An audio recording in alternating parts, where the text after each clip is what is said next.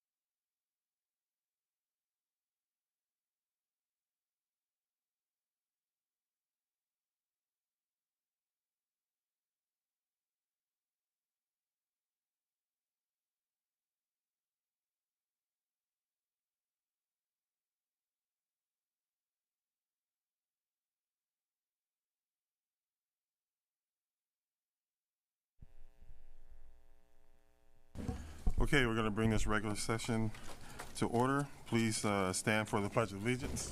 President Peterson, I'd like to ask for a point of personal privilege and ask that after the Pledge of Allegiance, we take a moment of silence to honor the families in the districts who were recently impacted by the fires in LA. Absolutely.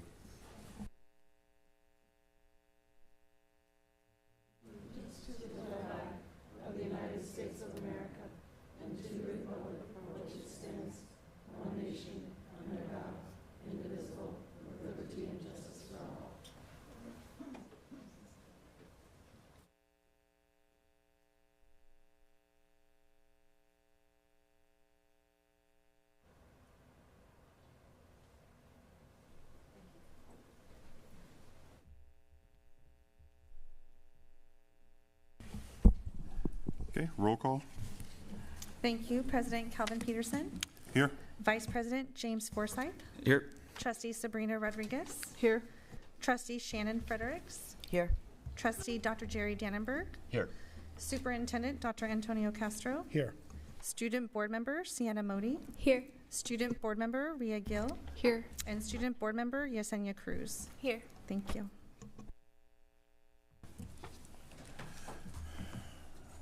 All right. In closed section, the board took action to approve the appointment of Juan Elias as principal of Will Rogers Elementary. The roll call vote was as follows. The motion was brought by Trustee Rodriguez. It was seconded by Trustee Dannenberg. And the votes were as follows. Trustee Peterson was a yay. Forsythe was a yay. Fredericks was a yay. Rodriguez was a yay. And Dannenberg was a yay. And now we'll go to the superintendent reports. Thank you, President Peterson. Ms. Ramirez, if you could bring forward the list of Gratitude Award winners. And as that's coming on screen, this is our opportunity to just acknowledge a few people from around our district, whether they are staff or students, for some of the beautiful things that they do and the differences they make on a daily basis for those that surround them. So as she scrolls through the list of other gratitude recognitions, we're going to highlight 3. So the first one is Jessica Bay, a psychologist on special assignments. Jessica is noted as caring greatly about how best to help students, staff, and stakeholders who come to her with questions. She holds herself to high standards while inspiring others to do the same, gives hard answers when needed, and cares enough to provide constructive feedback. She puts an extra effort to check in with those that she mentors and supervises. Jessica works tirelessly and devotedly to not only help everyone who relies on her, but also behind the scenes for those who need her strategies, knowledge, and expertise. The next recognition is Rosalind Aquila, teacher at Balboa. Rosalind's dedication is noted as being excellent both in the classroom and as a mentor to her colleagues, and is truly inspiring. She consistently demonstrates a knowledge of standards and pedagogy, using innovative strategies to engage students and foster critical thinking. As a co-teacher, she has been instrumental in guiding curriculum development and strategies to encompass all of her students' needs. Rosalind is amazing and thoughtful and a great teacher. Balboa is lucky to have her. And our last recognition is Rebecca Castro, no relation, a bus driver. Rebecca did an excellent job of driving Balboa's 8th graders to Los Angeles County Museum of Art, or LACMA, on a recent field trip. Everyone noted that she's well organized, has extraordinary student management, drove expertly and efficiently through the streets of Los Angeles. They were impressed with her and felt privileged to have her as a driver. And she'll know what I mean by this, but congrats, prima. Because although not related, that's what we call one another. So thank you very much for that. And we also have our attendance awareness poster contest winners.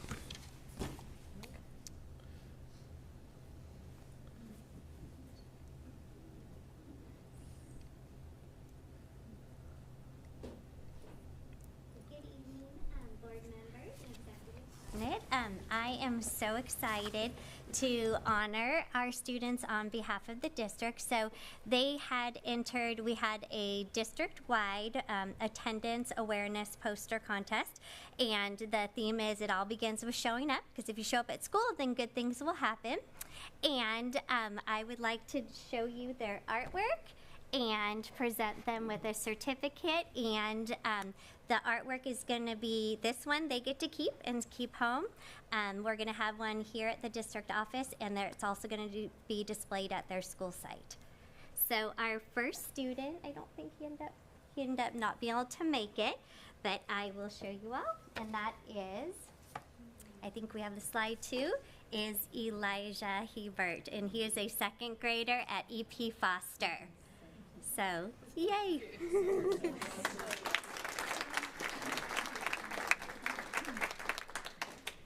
And our next winner is our lovely Daria Khan, and she's in 4th grade at Mound. And I also have a certificate for you, so congratulations, you worked so hard.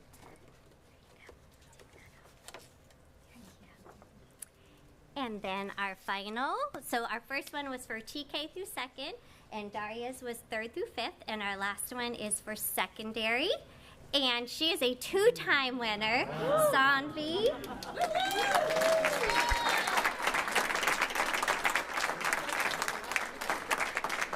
She also won last year for secondary, so extremely talented. If you look at all the detail, it is just amazing. So I'm so proud of you. And all of our students in the district that entered all received one of these certificates as well, and is honored at their school site. So congratulations, and I'm so proud of all of you. So good job. And thank you. Thank you. And President Peterson, before we move to our student board reports, I just want to, first of all, thank the students and their families for supporting their work. Every year when we have at the end of the year, we have our arts process, and we just marvel. We marvel at how students can create these visual representations of abstract concepts. And it is such a talent that not many of us have. I know I'm not one of them. So just thank you very much for sharing your gifts with the community and with our district. Okay. Now we have student board reports. We have Sienna Moody. Modi. You told me that too, right? Yeah. When you get old, you forget stuff, so keep your mind sharp. And from Foothill High School, we have Rhea Gill. Rhea. All right. And from Vase, Yesenia Cruz. That's right? Yesenia Cruz? Okay. Perfect. I'm batting 1,000 today.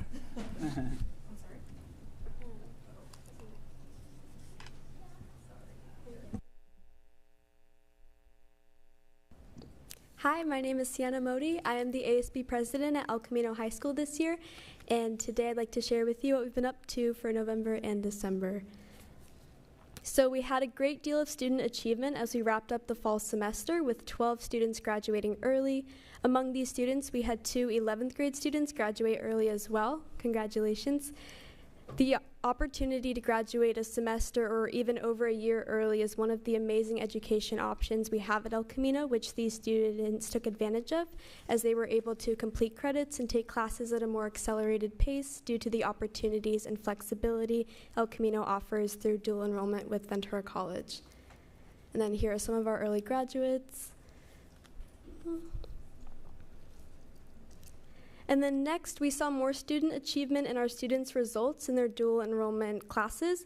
Each student at El Camino is required to take at least one class at Ventura College every semester. So this past semester, we had a total of 220 students with a total of 368 college courses attempted. Out of these totals for passing grades, we had 198 A grades, 91 B grades, and 52 C grades, with an overall pass rate of 96.8% for the dual enrollment college courses.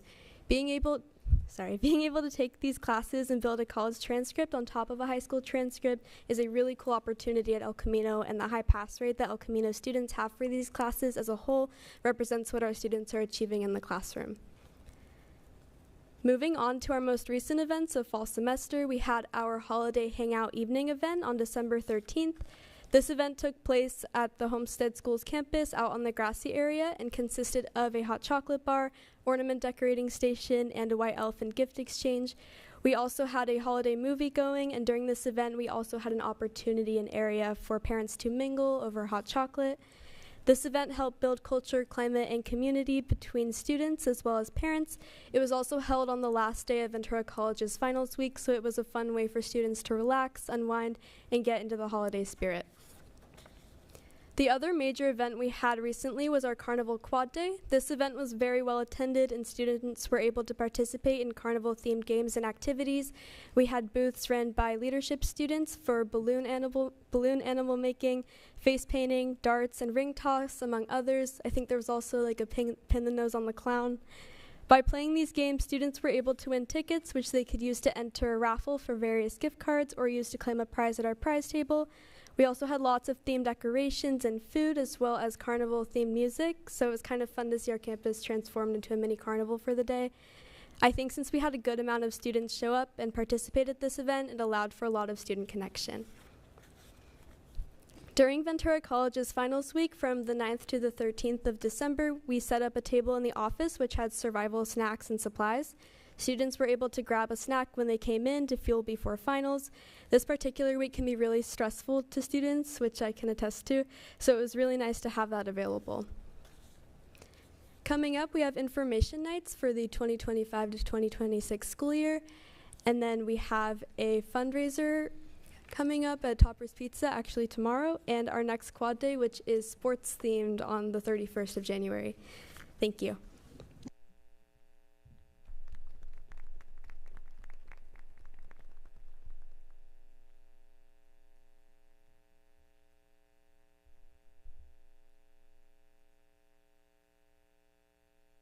Hi, my name is Ria Gill. I'm this year's ASB president at Foothill Tech High School, and I'm here to update you guys on what we've been doing from November through January. So first of all, on December 4th, we had Senior Coffee Bar, which I put under the board priority of culture and climate because it's an annual event and it feeds into Foothill's culture of being inclusive, as any senior was able to participate no matter their current Renaissance level or academic standing. As far as putting together the event, ASB's senior representatives asked parents and families to donate breakfast foods along with like plates and cups, and we got a lot of support from the families, which is always very appreciated. And then we had tables and canopies on the quad stage where the students were able to go up and get their food and then hang out with their friends. This served as a moment for seniors to bond before finals, and after the event I talked to some seniors who I maybe haven't talked to in a while. I asked them how has ASB been doing with the senior events, and there's a lot of positive feedback. They said it was definitely motivation to stay united and stay strong as the semester and year end. Next, on December 7th, we had Winter Formal, which I put under the board priority of culture and climate as well, since this, once again, is an annual event, and it's the only formal dance where all 4 grades, freshmen through seniors, are able to attend, so it's a great opportunity for everyone to build community together. As far as planning the dance, we used a new venue this year, Ventura Music Hall. It had a really optimal location. It was a little bit near downtown compared to other venues, and it also had a great size. It wasn't too big and it wasn't too small.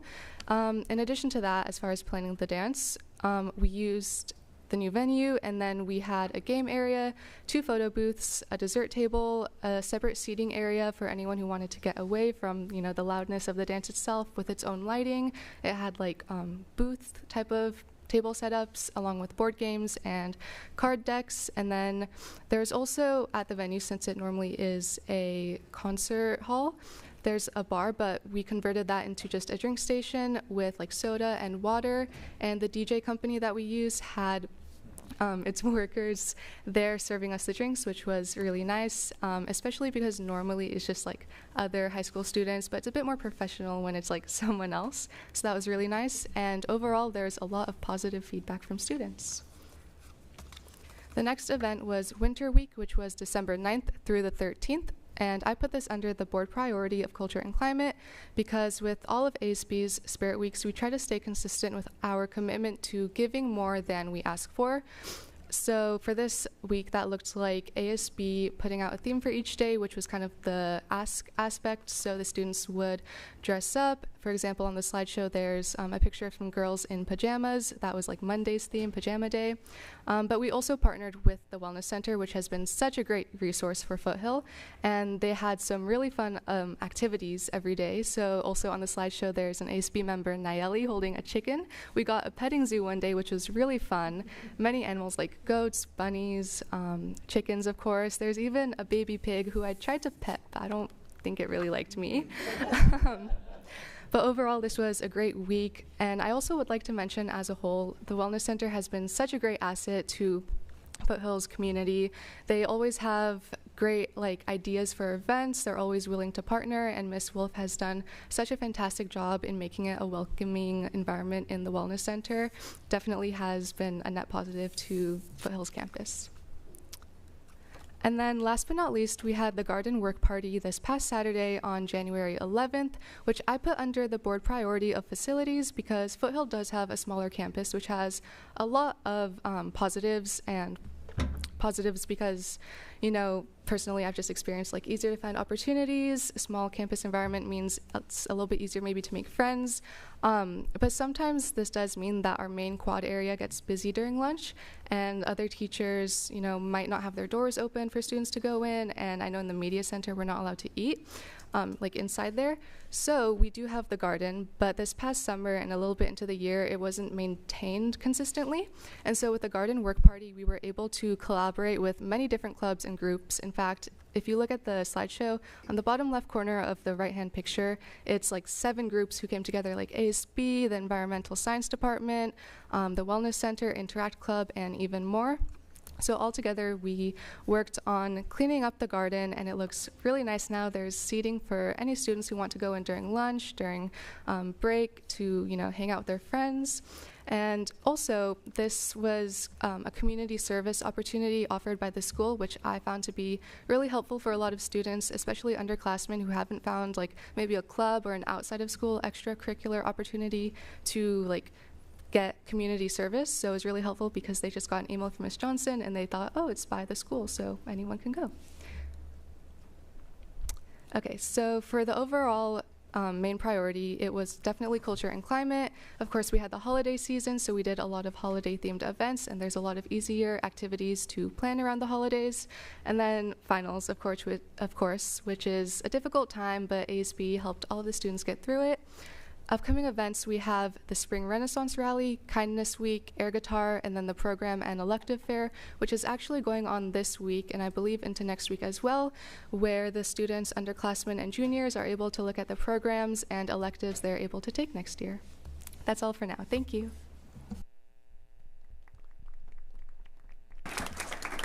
Mrs. Cruz.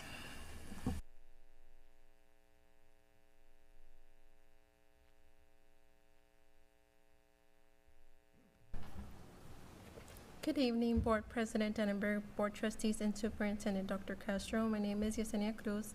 I am a student in the Front and Back Medical Assistant Program at Ventura Adult and Continuing Education. Tonight, I am delighted to present an overview of the remarkable achievements and initiatives that have taken place at Ventura Adult and Continuing Education. Our dedicated instructors and students have been at the forefront of fostering educational excellence and community engagement while supporting the Board of Education 2024-25 priorities. VACE offers 3 levels of English as a second language classes, as well as a U.S. citizenship preparation class. There are currently over 200 students enrolled in these programs. Here, students in the beginning ESL classes are working and centering on vocabulary and grammar concepts and celebrating the October holiday. This academic year, we're excited to share that VACE has completed 33 high school and equivalency graduates so far. Congratulations, graduates. The Ventura Chamber of Commerce honored Ventura Adult and Continuing Education's High School Diploma instructor Christine Wilson as their Teacher of the Month on October 3rd, 2024. In December, the Poinsettia Awards further honored Ms. Wilson with Teacher of the Year. Christine is instrumental in assisting adult students of all ages complete their high school diplomas. Ventura County Concert Band is holding its winter concert, Lounge Blizzards, on January 26, 2025 at the Ventura High School Auditorium with Dr. Andrew Lefebvre directing. Come enjoy an afternoon of music. VASE's IET programs focus on job skills for second language learners, pictured or the paired educator program students participating in an art project. Margie, the IET instructor, writes, engaging with an art is an essential to the human experience. Almost as soon as motor skills are developed, children communicate through artistic expression. The arts challenge us with different points of view, compel us to empathize with others, and give us the opportunity to reflect on the human condition. Medical assistant and pharmacy technician students at VASE recently took the initiative to spread awareness across the campus about the rise in the flu and COVID cases. They emphasized the importance of precautions such as regular hand washing, using hand sanitizer, and practicing effective infection control measures to help everyone stay healthy. Since the last VUSD board meeting, several VASE career technical education graduates secured employment in medical computer-aided design and business. We extend our congratulations and best wishes to all VASE graduates who are gainfully employed. Congratulations to the students of the month of November and December. VASE's TDC studio staff and students once again provided video support for the second annual Semi Film Fest. During the 4-day festival held at the Studio Movie Grill in Simi Valley, the crew recorded everything from the red carpet arrivals to the award ceremony Sunday night. The weekend participated in hands-on experience with the latest filmmaking technology at Cine Movies. VASE's studio production technician program gained real-world on location experience during this weekend. VASE appreciates your support and attention and remains committed to provide high-quality education, fostering community engagement, and preparing our students for successful futures. Thank you.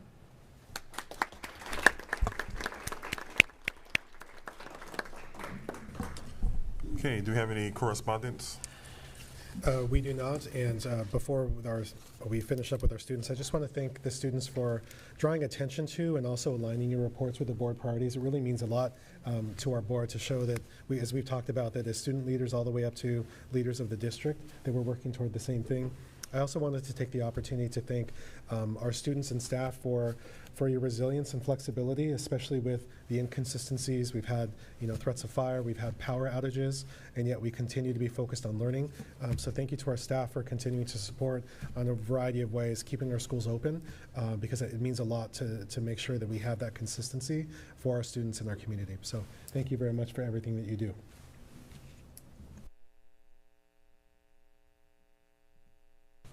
Okay, public comments?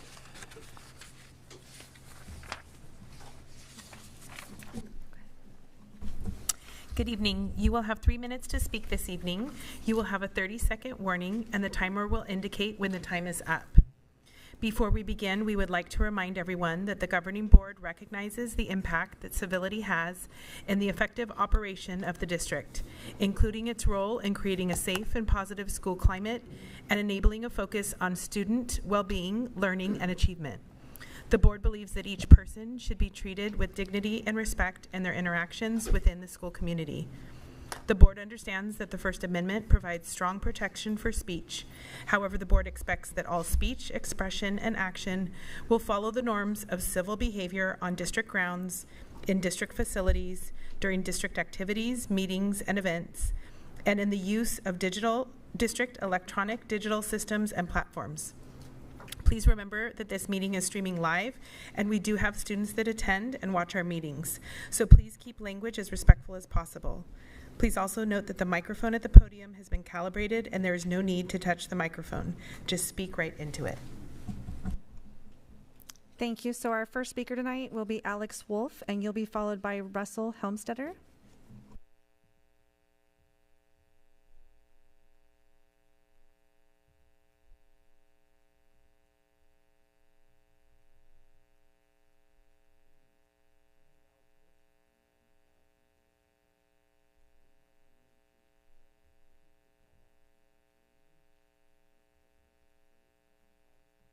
Academy and the amazing families who attend DATA. DATA was established as a magnet school to desegregate De Anza. Rather than taking the traditional approach of busing students of color from the home community to less segregated surrounding schools, DATA attempted to entice families from the surrounding community to attend by creating innovative programming and unique opportunities at the school. This program spawned today's Idea Academy. In the last board meeting, Mr. Forsyth referred to an elephant in the room. He said this program is not representative of the school or the community as a whole. Forgive me for stating the obvious, but it's impossible to both desegregate and remain exactly representative of the community. I will not apologize for helping to diversify DATA, and I welcome both Avenue and surrounding families who seek this unique opportunity for their children. The real elephant here is the segregation of race, socioeconomics, and opportunity on the Avenue, where 94% of our elementary school students are socioeconomically disadvantaged. The Avenue has steadily gentrified over the past decade, but none of that gentrification has appeared in our schools. Segregated schools are inherently unequal. That is where our passion and vitriol should be directed, not at the Idea Academy or at DATA. Another comment was made about toys for Caucasian people.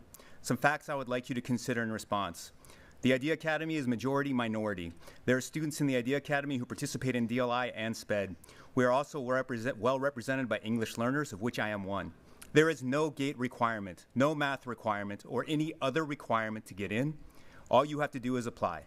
I wish this were true of all of our district's programs. Certainly that is another elephant I hope you'll address. It is also true that not every student wants to be in the Idea Academy, and that a small number who do are prevented due to scheduling constraints. For those students, I provide access to the Data Makerspace every morning. Further access is provided twice weekly after school through ELOP in partnership with the Idea Center. Finally, the Idea Center provides free access to all VUSD students daily until 6 p.m. In short, great efforts and great successes have been achieved in helping everyone access these opportunities. I hope you'll all work with me to continue making that possible. Moving forward, I see an incredible future for the Idea Academy and DATA. Although this deeply flawed process has resulted in a nearly 40% decline in incoming Idea Academy enrollment and has rightfully enraged and disheartened many stakeholders, I choose to be optimistic. If we can channel the passion of these families, these teachers, this school board, and this district toward improving DATA and the Avenue for everyone, there's nothing we cannot accomplish. DATA and the Avenue community have been abandoned too many times in the past. We cannot let it happen again. Mr. Forsyth, I thank you for drawing me out to speak tonight. I disagree with your comments, but I do admire your passion. I hope you'll join our fight. Perhaps your family will even join us at DATA one day. We'd love to have you. Thank you. Thank you. Next, we have Russell Helmstetter, followed by Lauren Talui.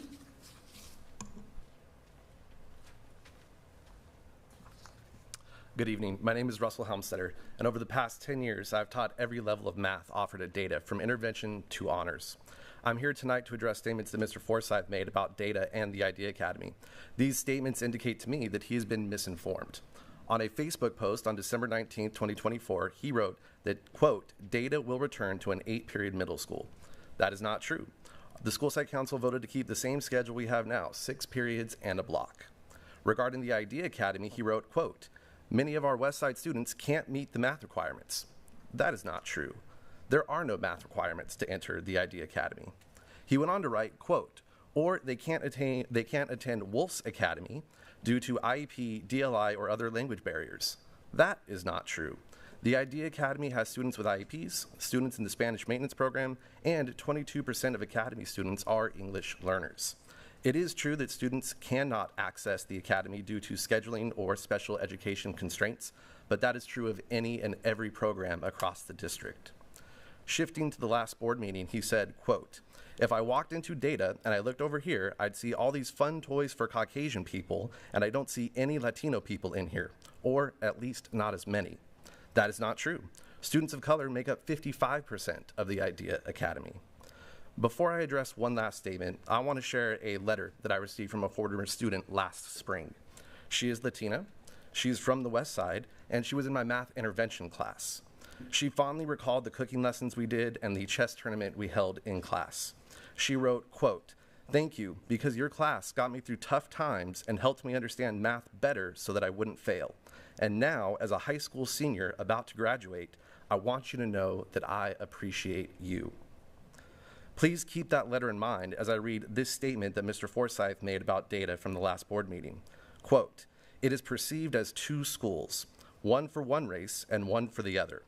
The other race, they have all the fun toys, they have all the fun knowledge, and they can succeed.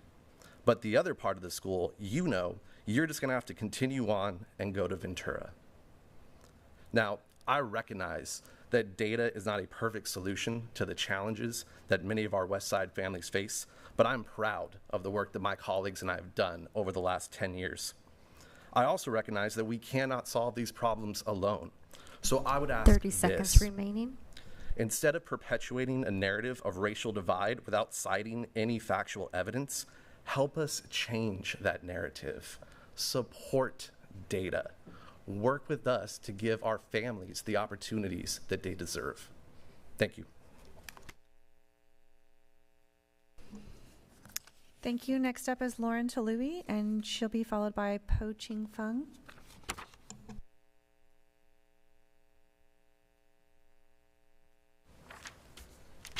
Hi, good evening.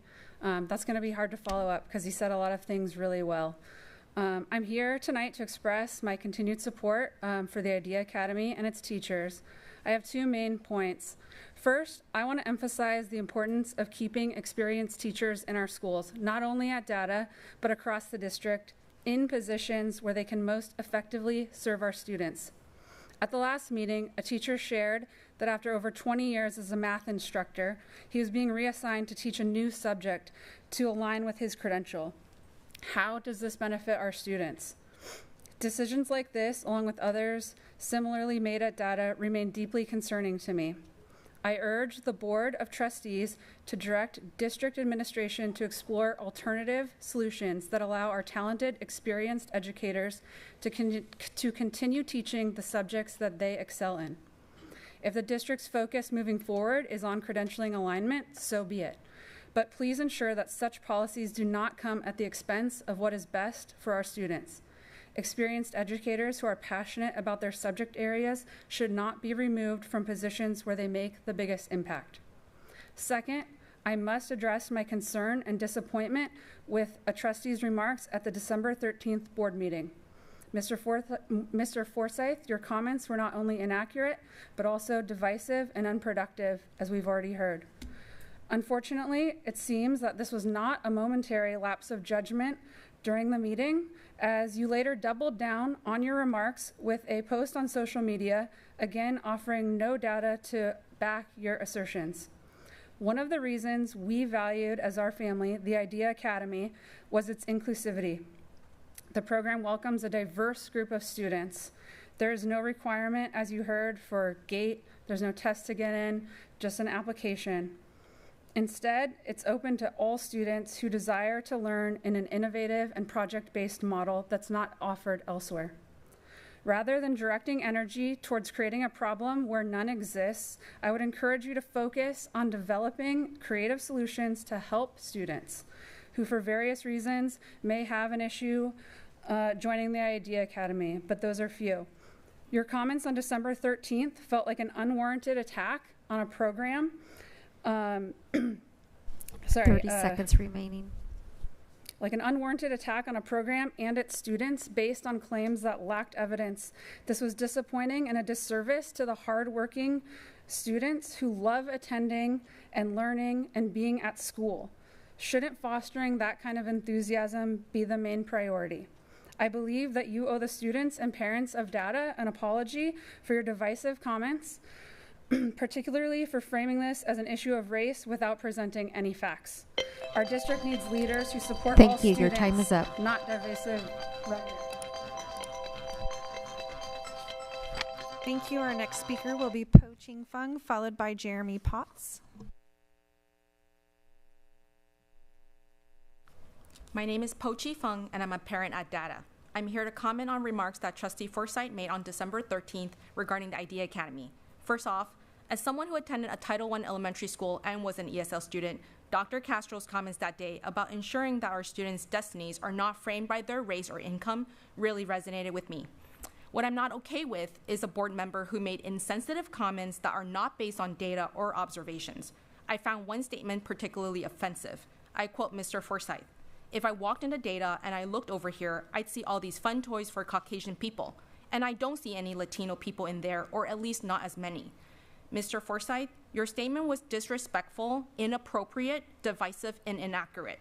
I expect board members to be professional and base their statements and decisions on knowledge and facts. I'm curious, do you know the demographic makeup of the Idea Academy? When was the last time you visited the classrooms or attended an event? Here's some data. The Idea Academy is comprised of approximately 45% white students, 44% Hispanic students, and 11% students of other race. My daughter is one of them. This hardly aligns with "I don't see any Latino people in there, at least not many." I was recently at the Winterfest held by Idea Academy students. That evening, I saw enthusiastic students with all kinds of skin color, reflective of the demographic data I just shared. Dr. Castro and Trustee Rodriguez, you were there. I think you'd agree with me that it is a diverse student body, and we are proud of all the students. James, I wish you came and met the students in person and truly see them. And toys? What a terrible term to undermine our students' efforts and the hard work it took to acquire funding and these tools that help our kids.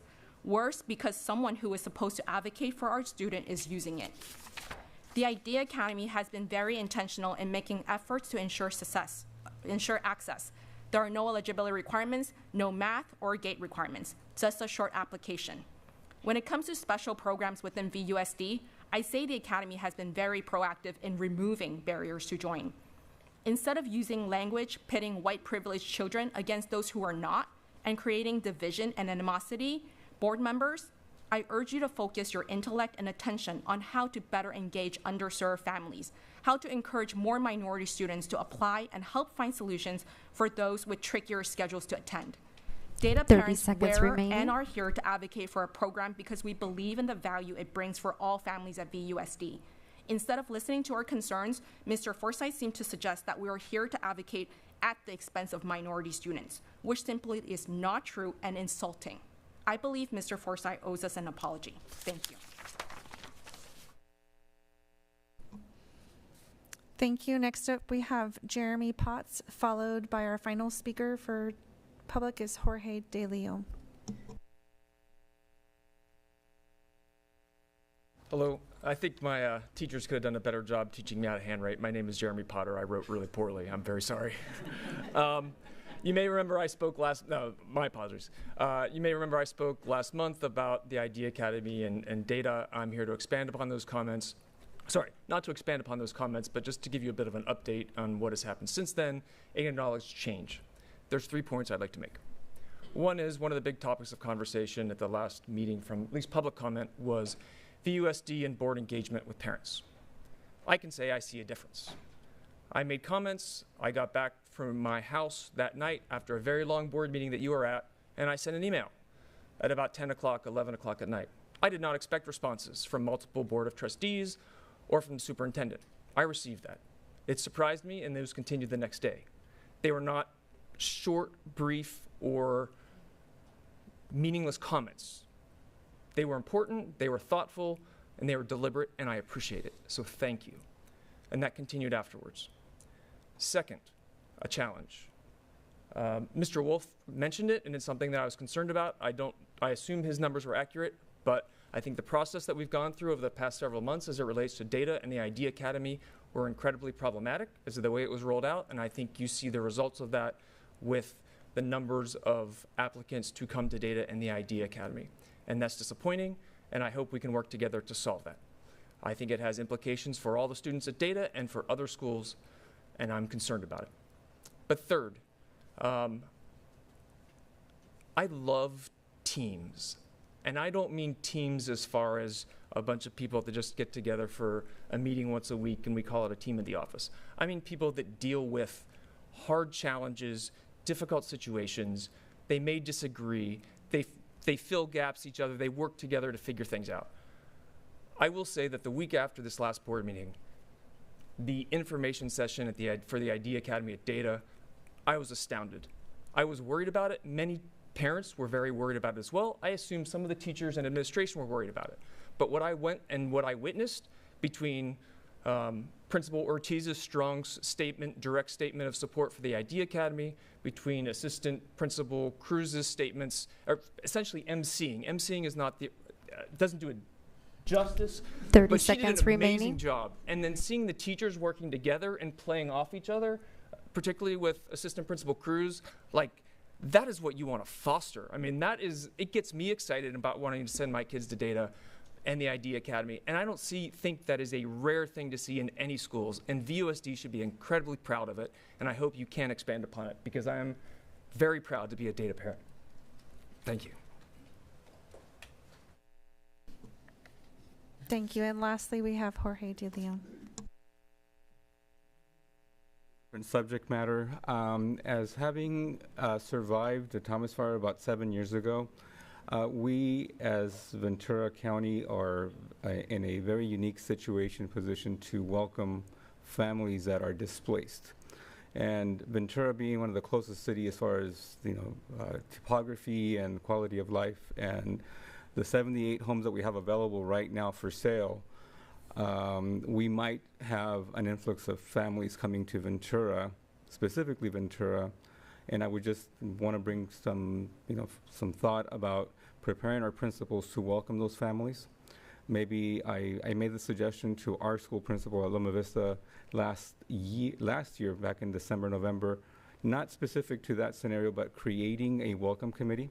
I was one of those children that, my parents moved a couple of times, and when I came back to Ventura at Buena High School, Art Gonzalez was actually assigned, not to Buena, when I went to Balboa, I was assigned Art Gonzalez as my kind of a mentor and someone to guide me through the school and kind of let me know what things are and so forth. I'm still friends with Art Gonzalez to this day. So again, if you can just do a reach out, the majority of the homes that are available coincidentally are next to Pierpont Elementary School. I don't know that Pierpont has capacity to accept 13, 15, 20 students at a time. So that's likely going to kind of trickle into other neighborhoods, et cetera. I'm not here as an alarmist, but I would just like to be preparing our principals so we can actually welcome these families. For those of us that lived through the Thomas Fire and we were displaced for a couple of weeks. We didn't lose our home. It was so nice to be welcomed by Pismo Beach RV Resort, and we took a couple of other students with us because their families did not have a place to host them.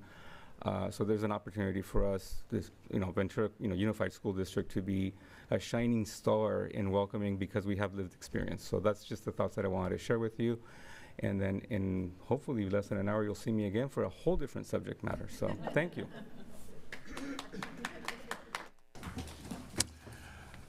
All right, thank you for public comments. And at this time, I'll allow the students, if you need to go do homework or whatever you need to do, I'll give you an opportunity to leave at this point.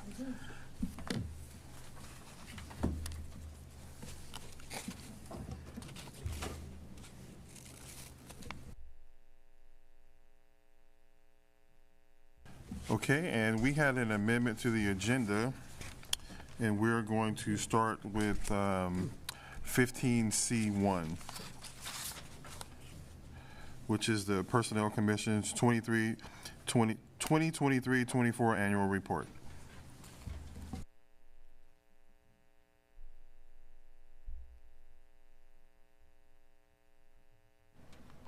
Well, good evening, President Peterson and members of the board, Dr. Castro and executive team.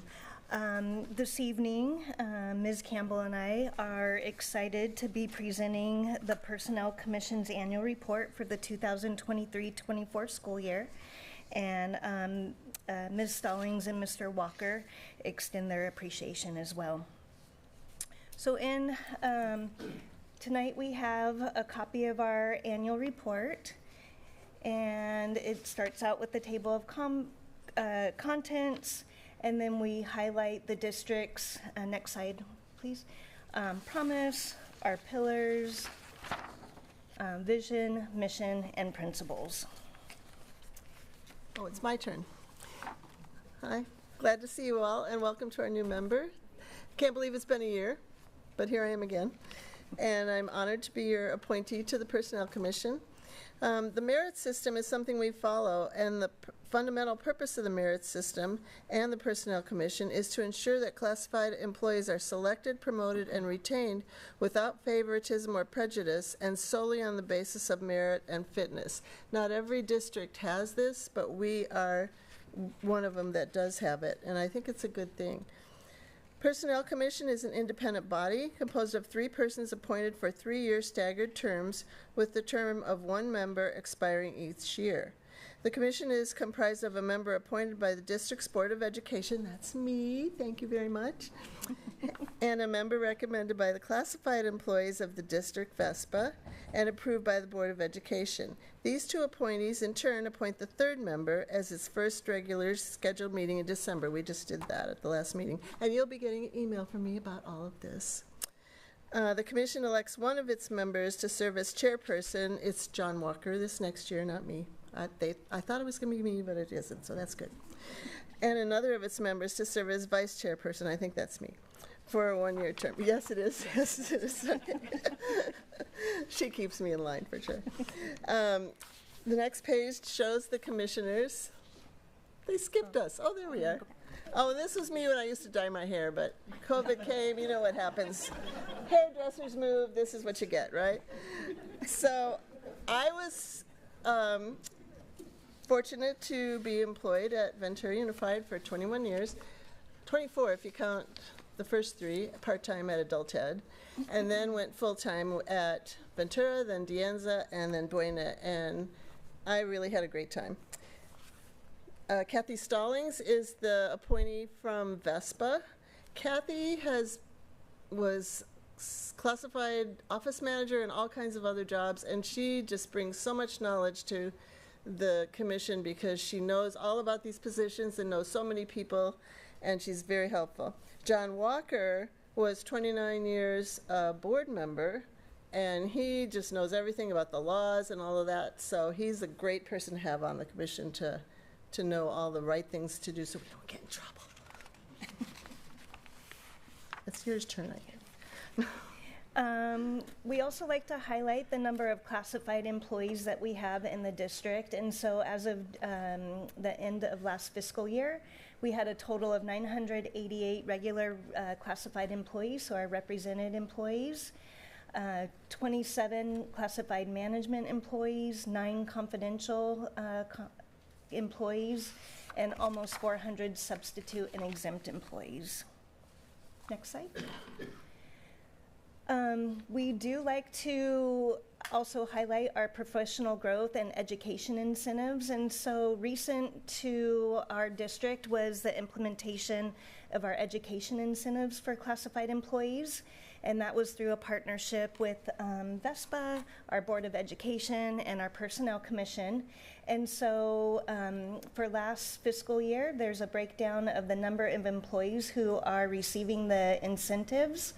123 are earning their associate's degree incentive, 179 their bachelor's, 32 employees are earning master's, and we have 1 employee who is earning their doctorate incentive.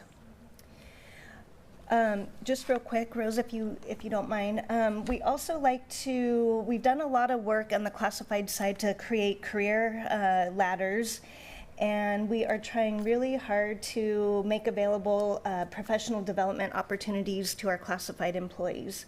And so we wanted to highlight the 7 classified employees who worked their way towards earning their credential and becoming part of our certificated staff. So it was just a great example of how we can help grow our own and help support not only classified but certificated across the board. Recruitment and selection activity, they had 5,000 applications last year. That's a lot of applications. 287 recruitments, 564 written exams given, 282 performance exams given, and 770 qualifications appraisal interviews. It never ceases to amaze me the number of positions that are classified, part-time, full-time, on-call, subs, and she juggles it all with her staff. It's amazing to me. And they're all over the place. As you know, the schools can get subs for teachers, but you can't run a school without classified people. That's how it is. Okay, next slide. This is just a summary. Every month the board will see the transactions report that the Personnel Commission approves, and that keeps track of our new hires, promotions, limited terms, resignations, and so we've just summarized it there for you. We also like to highlight our recruitment events, classified HR along with certificated HR. We attend many recruitment events throughout the year with the hopes of obviously bringing new employees to our district. So they're just highlighted there for you. And it's nice that they're recruiting local and hopefully families too to work here. Longevity increases. The longer you work, of course, you get increases, and they're all listed here from 1.2% down to 16.4% for 29 years of service. Did you want to? Retirees. Last year we had lots of them, didn't we? 45. And 45. Okay, 45. And they're listed here from 5 years all the way through to 37 years, and there's more. Oh, they put the 25, 30, and 35-year people at the end. One of the most fun days for me is the retirement celebration you guys have, and we get to shake everybody's hands, and usually I've worked with these people here, there, and everywhere, and it's a great day, and I'm glad you guys do it. I always have fun because I get to hand out the flowers. And now you should brag on your team. I will brag on our team. Okay. Next slide.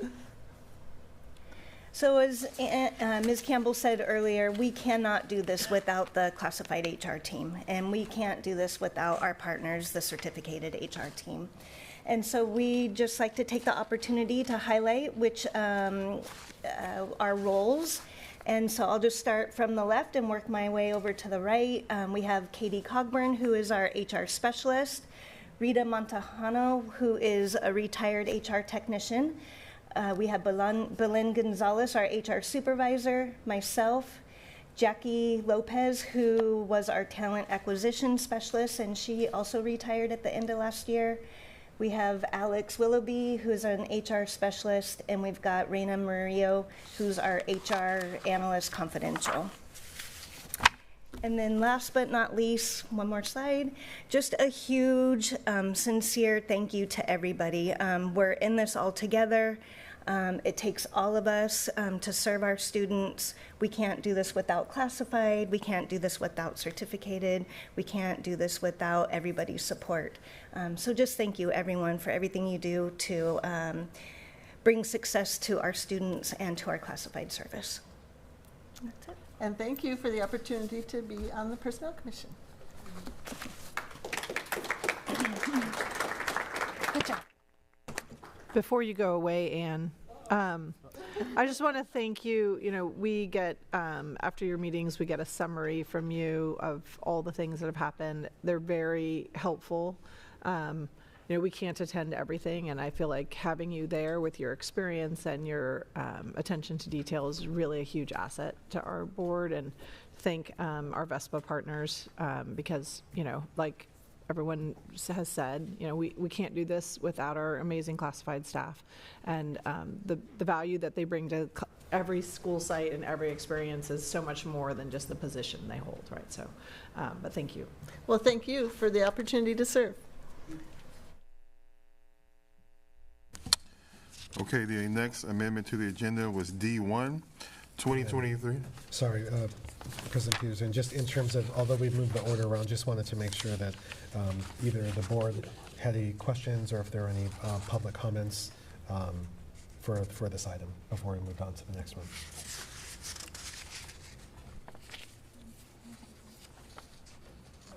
Yeah, they took the sign down. Okay, that would be D1, 2023-2024 Parcel Tax Committee Annual Report.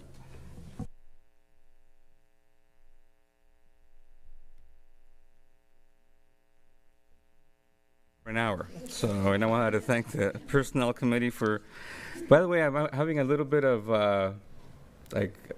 their report is very nice. And whoever organized it, congratulations, ours, I'm not sure. I have to say that we did send it back a couple of times because of aesthetics and so forth. But in all seriousness, I'm here. Yeah, please. By the way, if there is an opening for a comedian, I'm not qualified for that. So good evening. My name is Jorge De Leon. I am a co-chair of the Parcel Tax Accountability Committee. My co-chair, Ann Watley, is not able to be here tonight. Otherwise, it would be a much more entertaining presentation. Parcel Tax Oversight Committee has 4 very boring words, but the reality is that there is we do go through the numbers that are given to us to ensure that we are fulfilling our duty to, as community members, to ensure that the funds are used such as the proposal was written and how it was actually approved by the voters. So if we can go to the next slide, please.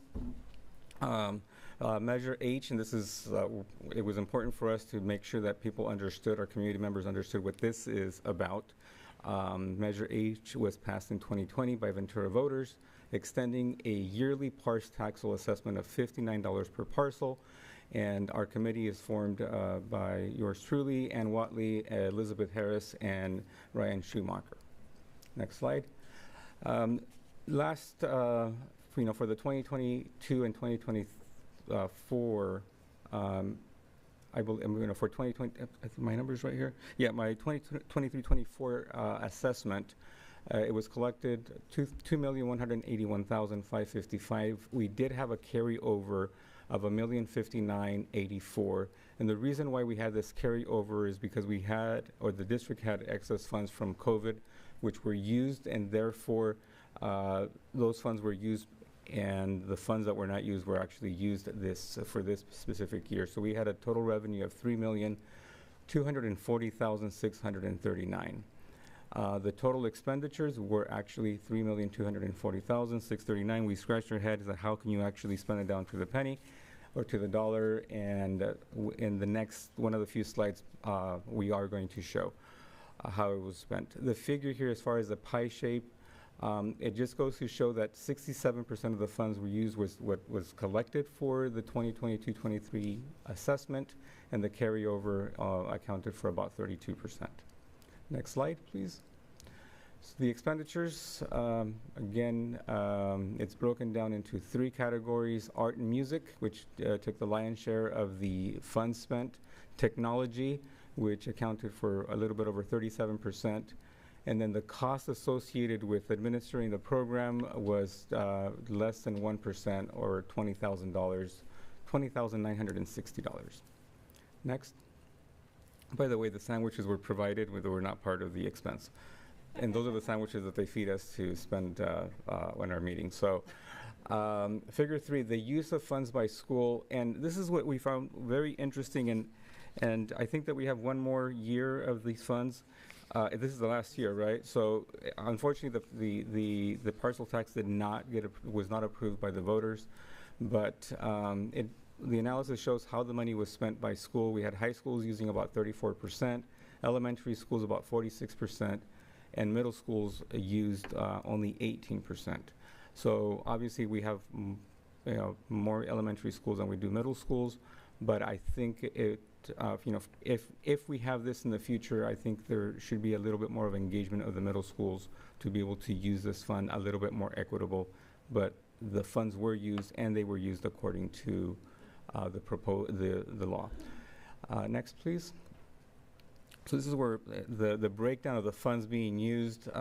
We requested that it be broken down by the categories, the three, elementary, middle school, and high school, to give more clarity and a little bit more transparency as to how the funds were used. You as board members may have access to more of this information. The general public, the taxpayers, we felt it would be important for them to see how the money was being invested, and that's why the breakdown was requested in this fashion. I am a junkie for Excel spreadsheets, so this is, it just really gets me excited. So why? Because it actually gives clarity. So for example, if you would notice, middle school did not use, obviously because they don't have elementary art teachers there, they didn't use that, or the high school, but music was highly, one of the highest sources of spending, which was the music, and we all appreciate the value of music in the schools, and then musical instruments and repairs, just to give you an example of how the money was spent. So again, in the elementary school district, $957,000 were used for art and music, and this has to do with programs, etc. On the middle school, $344,000, and in the high school, $691,000. Little simple things such as the stage curtain at Ventura High School is something that benefited from this program, and in as much as it might not be important to the community, it gives the students a sense of pride that their stage is representative of the product that they're, or their performance. The money was spent in replacement of equipment, instructional software across the three levels of education, and then classroom equipment, and then something that was very important was the network cabling and internet access, which without technology it's very difficult for the teachers to teach. So I believe that that's the second to the last slide. If we can go to the last slide. Nope, I'm sorry, previous one. Oh. So again, the carryover, just want to clarify that the carryover was funds that were not used from the previous. They were used in this last one because if it was not used, it was just going to be money that was going to be lost. And then the next one, please. For 2024-25 proposed budget, is this accurate? Okay, sorry, I have to double check this. Total funds available are $2,189,000. This is how it's going to be proposed to be used. Again, music, class size reduction, which was the lion's share of the proposed item, and even though we are only required to present or meet twice in the school year, we have proposed to meet once again in between to ensure, to get an update as to how the funds are being used, and if there's any, anything that needs to, be presented to the, to you, so you are aware, and more importantly, that the community is aware, and maybe as a way to create awareness that only, I think that we were shy about 300 votes in Ventura, in the school district, to approve the proposed. 127. Yeah, and the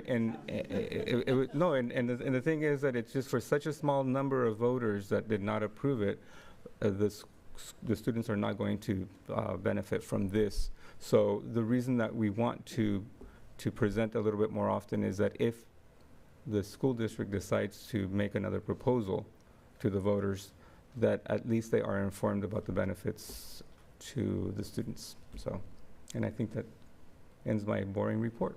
So, oh, and by the way, the values, fair, transparent, and sustainable, is something that we have to remind ourselves, because otherwise we go into a rabbit hole and we don't really have any say other than ensuring that the money was spent according to the program. So, thank you. Any questions or comments from the board?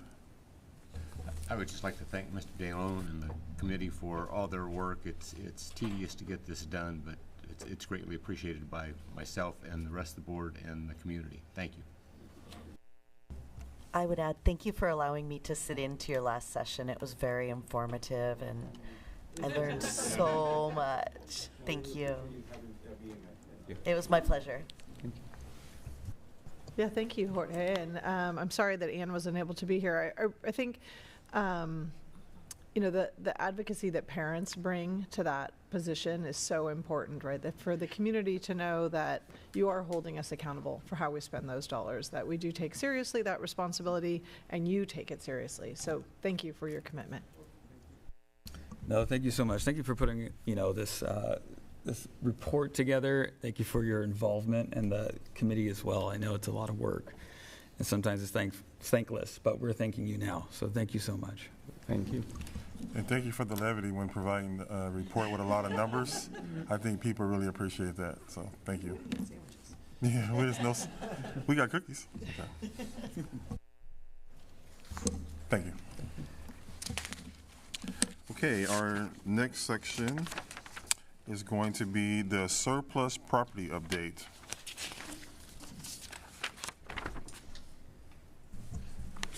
Good evening, board. We have Stephen from AALRR to give an update on all things surplus property, or where we are with waivers, the timeline, and give an update on to potential next steps. Good evening, board. So thank you for taking the time. We put together a slide just to kind of remind everyone where we're at and give you what we've been doing from the last time I saw you and some recommendations. So in general, we have 3 points to make. The first one is we finally did get the waiver from the State Board of Education, which was the big first step.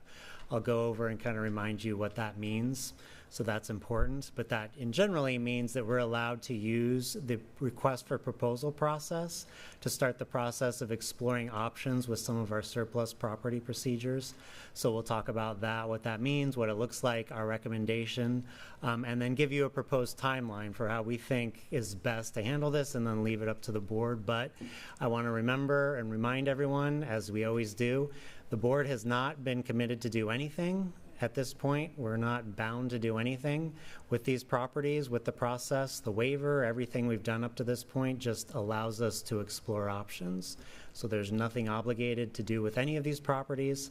We just have the option to explore them. And we're going to talk about the options that we have available to explore them. And then obviously the board can decide how they want to proceed. So the next slide, I think, gives you a sense for those 3 points that we're going to mention.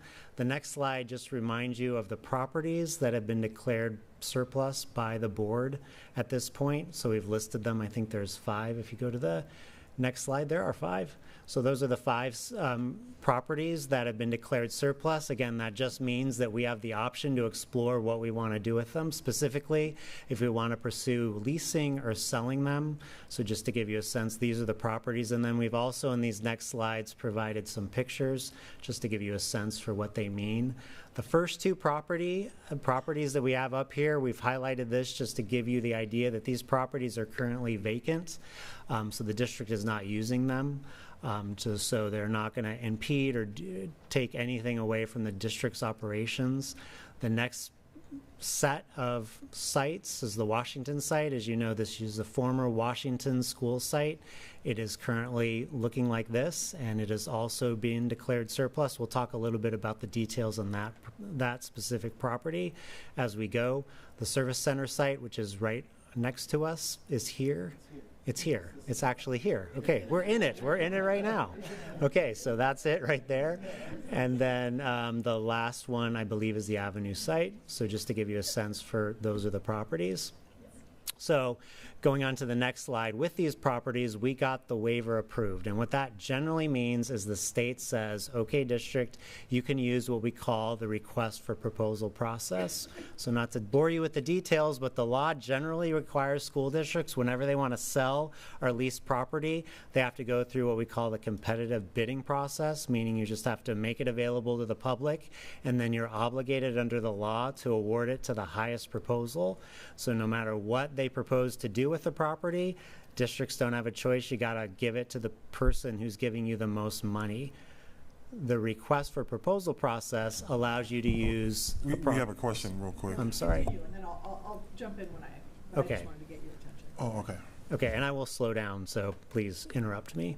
But the request for proposal process allows us to consider other factors. So basically, we send out what we call an RFP. We say, hey, we have this property. We're interested in potentially selling or leasing it. give us your proposal, tell us specifically what you're going to do on the property, specifically tell us how that's going to benefit the district and the community, how you feel it is going to.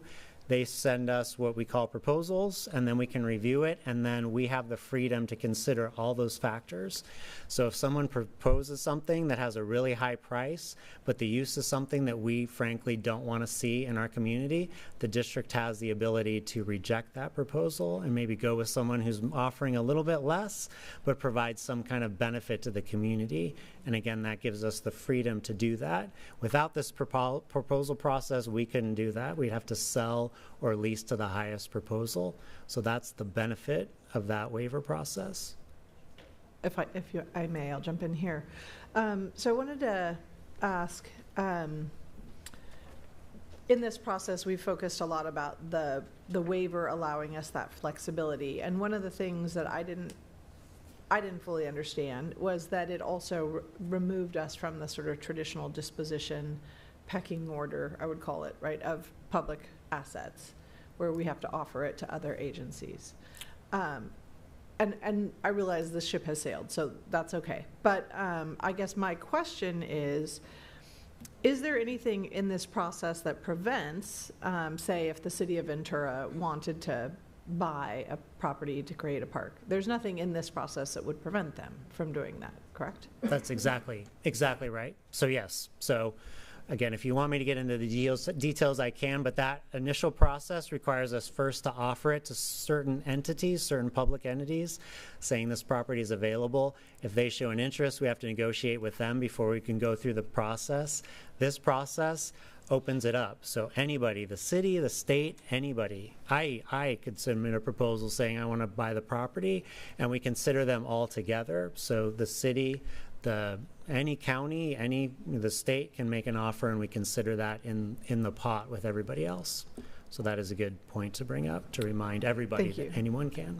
Yeah, when we presented this initially, I can only speak for myself. I didn't understand that we were exempting ourselves from that other part of the process.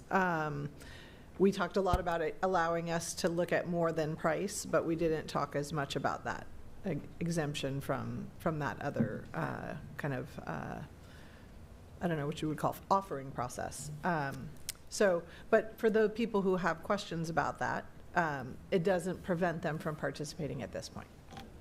Exactly. Yes, Okay. That is exactly right. Isn't it actually better? Because before, it would just be the highest price, right?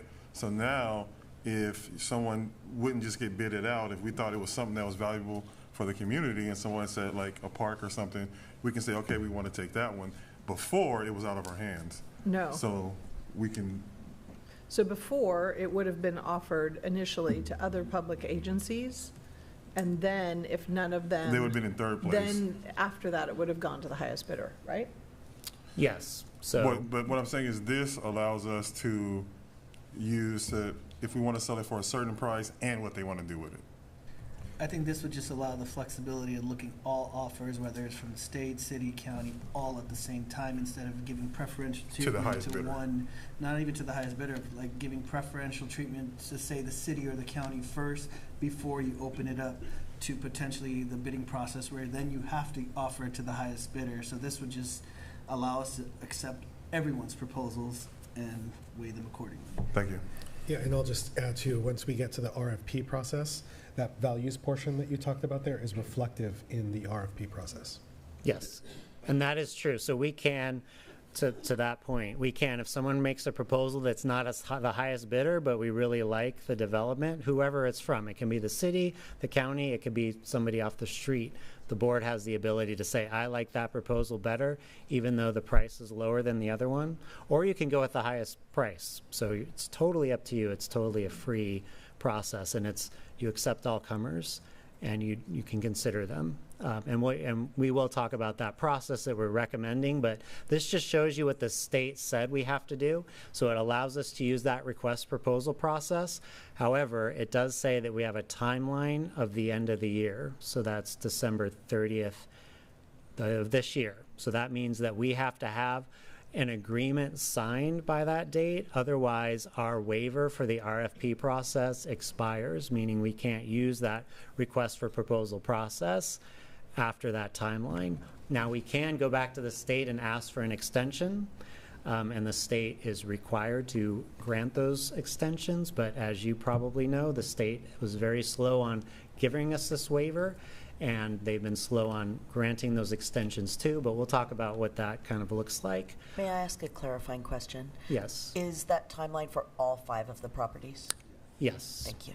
Yes, and just as a side note, we did ask for it to be 2026, but the state rejected that, said it's 2025, and they've been doing that to other school districts, so it's nothing personal against this district. It's just that that's what they've been doing for some frustrating reason. Okay, sorry. So the third point here is just that the state also always adds this condition, meaning then once we receive all the proposals, so we'll talk about the deadline, so we usually send out the RFP and say we need responses by a certain date. Once we set that date, we have to select the proposal we want to go with within 30 to 60 days. So that means we can't do it before 30, we can't do it after 60. This is a standard condition that they've always added for some reason. And then we also, the state requires us to discuss this in public session, which we would do anyway, but the state says that. So we need to do this in public session, saying this is the proposal that the board, we're presenting the proposals to the board, then the board can have a discussion and identify which one they think is the best. Another thing I want to point out just on the side, this also allows us to negotiate. So if the district sees a proposal and you really like it, but you're like, wow, this is a great proposal, I like this development, but the price, it's hard for us to justify not getting that much because it's way lower than the other ones. We can go back to that party and say, hey, we like your proposal, but you got to bump up your price. We can negotiate with them, and we can also do that well as we like, wow, we really like your price, but your development, maybe you can put in a public park, or maybe you can work with us. We can negotiate with all parties, which we couldn't do that in the other process. It's basically give us your best price and we're stuck with it. So that's another thing, another benefit of this waiver process. So if you go to the next slide, we talk about the request for proposal process. We've kind of gone over this, so just so kind of. So the RFP is attached to the agenda item along with the rubric, and myself and Stephen, along with Dr. Castro, has worked with the property subcommittee to kind of craft it so it entails our vision. But yeah, you could walk through what it looks like. Yeah, so these are the main points in the RFP. Number one, it just states that we're accepting any offer. So if people want to offer to buy the property, if they want to offer to lease it, if they want to have a workforce housing component on it, we'll accept everything. We just said we're leaving it as broad as possible. We told them that they have to establish the payments, so how much they're going to pay us. If it's a purchase price, how much are they going to pay us? If it's a lease, how many monthly payments are they going to do? There's also a deposit structure in the process. So usually what happens is someone says, hey, I'm interested in buying it, but I want 30 days to work with the city to get my proposal through the city. We say, okay, but in order to have that 30 days, you got to give us a chunk of the payment. It's usually about 10%. And then after that due diligence period, if they proceed, then they pay us the entire amount and we close. If they don't, if they come to us and say, you know what, we tried, the city just wouldn't accept our proposal, they can drop out, but we get to keep the deposit. So that's the structure that they have to propose. And again, in the RFP, we just say, just tell us how much you're going to get us and how you want to work this. We'll consider all things. Then they have to describe specifically what they're going to do with the property. So they can't just say, we're going to give you money and develop it. They have to tell us specifically what they're going to do with it. And then finally, this other point, which the subcommittee worked on, very important, is to say specifically, how is this going to fit within our vision? So the district's vision of benefiting the community, and how do you fit within that? And describe that specifically. So don't just tell us what you're going to do, tell us how it fits within the community and how it's going to benefit not only the district but the community at large, and just describe it. So that the RFP does that. If we have questions, if someone comes in and their description is a little vague, we can ask them to fill in the details. We can say, hey, this is how we think this could benefit the community. Maybe beef that up. We can have those negotiations, but we've asked them specifically to tell us how they plan to benefit the community with their development. And they could say, we're not going to benefit the community at all, we just want money. They could say that, and we can consider that. They could say that we're going to work with the community and have outreach and try to figure out how we can benefit the community with public parks or with coordinating with the local people around the property. A lot of developers are very good at this, so they see this and they realize that in order to get in with a good district, they have to really work and develop a plan to show how they're going to develop the community. So we try to keep it as vague as possible and say, hey, we're interested in whatever you have to propose, but you got to tell the board how you're going to benefit the community. So that's in the RFP. It's vague, but it also specifically says, don't just say what you're going to do, tell us how it's going to benefit the community in the district. Okay, and then... And one more thing, and Trustee Rodriguez and myself were on the ad hoc committee, and my questions are based on emails that I receive, and I just want to be very clear that anyone, if they want to do a park, if they want to do a community center, whatever, they can submit that proposal to us in this process. Yes, anybody can, and that's a very good point. We want to make that clear. Anybody can. There's no limits. So developers, and I've seen this, developers, local community members say, anybody can. That's a very good point. And we want to encourage that. And another thing, it's our job, once we send out these RFP, to make sure it's circulated. So we're going to post it on the district's website. We're going to encourage anybody to just, spread it out as much as you can. Anybody should be able to see this and be able to submit a proposal. That's very important for the district, and that's, frankly, everybody's job to get this word out there so everyone can submit a proposal. Thank you. Okay, and then if you, and I don't want to belabor the point too much, but if you go to the next slide, it just talks a little bit about the flexibility that I mentioned. I think we've talked about all of this. Non-binding is important because a lot of school districts see this and they say, if we release an RFP, that means we have to sell or lease the property. That's not what that means. If we get proposals and you're like, we don't like any of this, you can shut it down and we don't have to deal with that. And then the negotiation process, again, if the board says, I really like this part, but the price doesn't work, we can negotiate with these people, which is a good benefit. Okay, so if you move on to the next slide, this is how we kind of envision the RFP process. So the state just basically says, go ahead and do the RFP process. It just gave us those limitations of the timeline and how the process needs to work in terms of presenting it to the public. But this is kind of the timeline that we use, that we're recommending, that's established in the RFP, which is in the agenda. There's a 9-point step process. So the first one is to release the RFP, basically post it on the website. Our firm has a list of a bunch of people that are interested in property. We can mail it to them. You personally can send it out. Everybody in this room can get it on the website and circulate it. That's our goal, is to send it out. Then the second step is we usually schedule some kind of property review. So we either tell the people, hey, if you want to look at the property, if you want to walk it, you can do it at certain times. We can set up those dates, communicate with the staff here to make sure that people aren't just randomly walking on your site and trying to review it. We're kind of controlling that.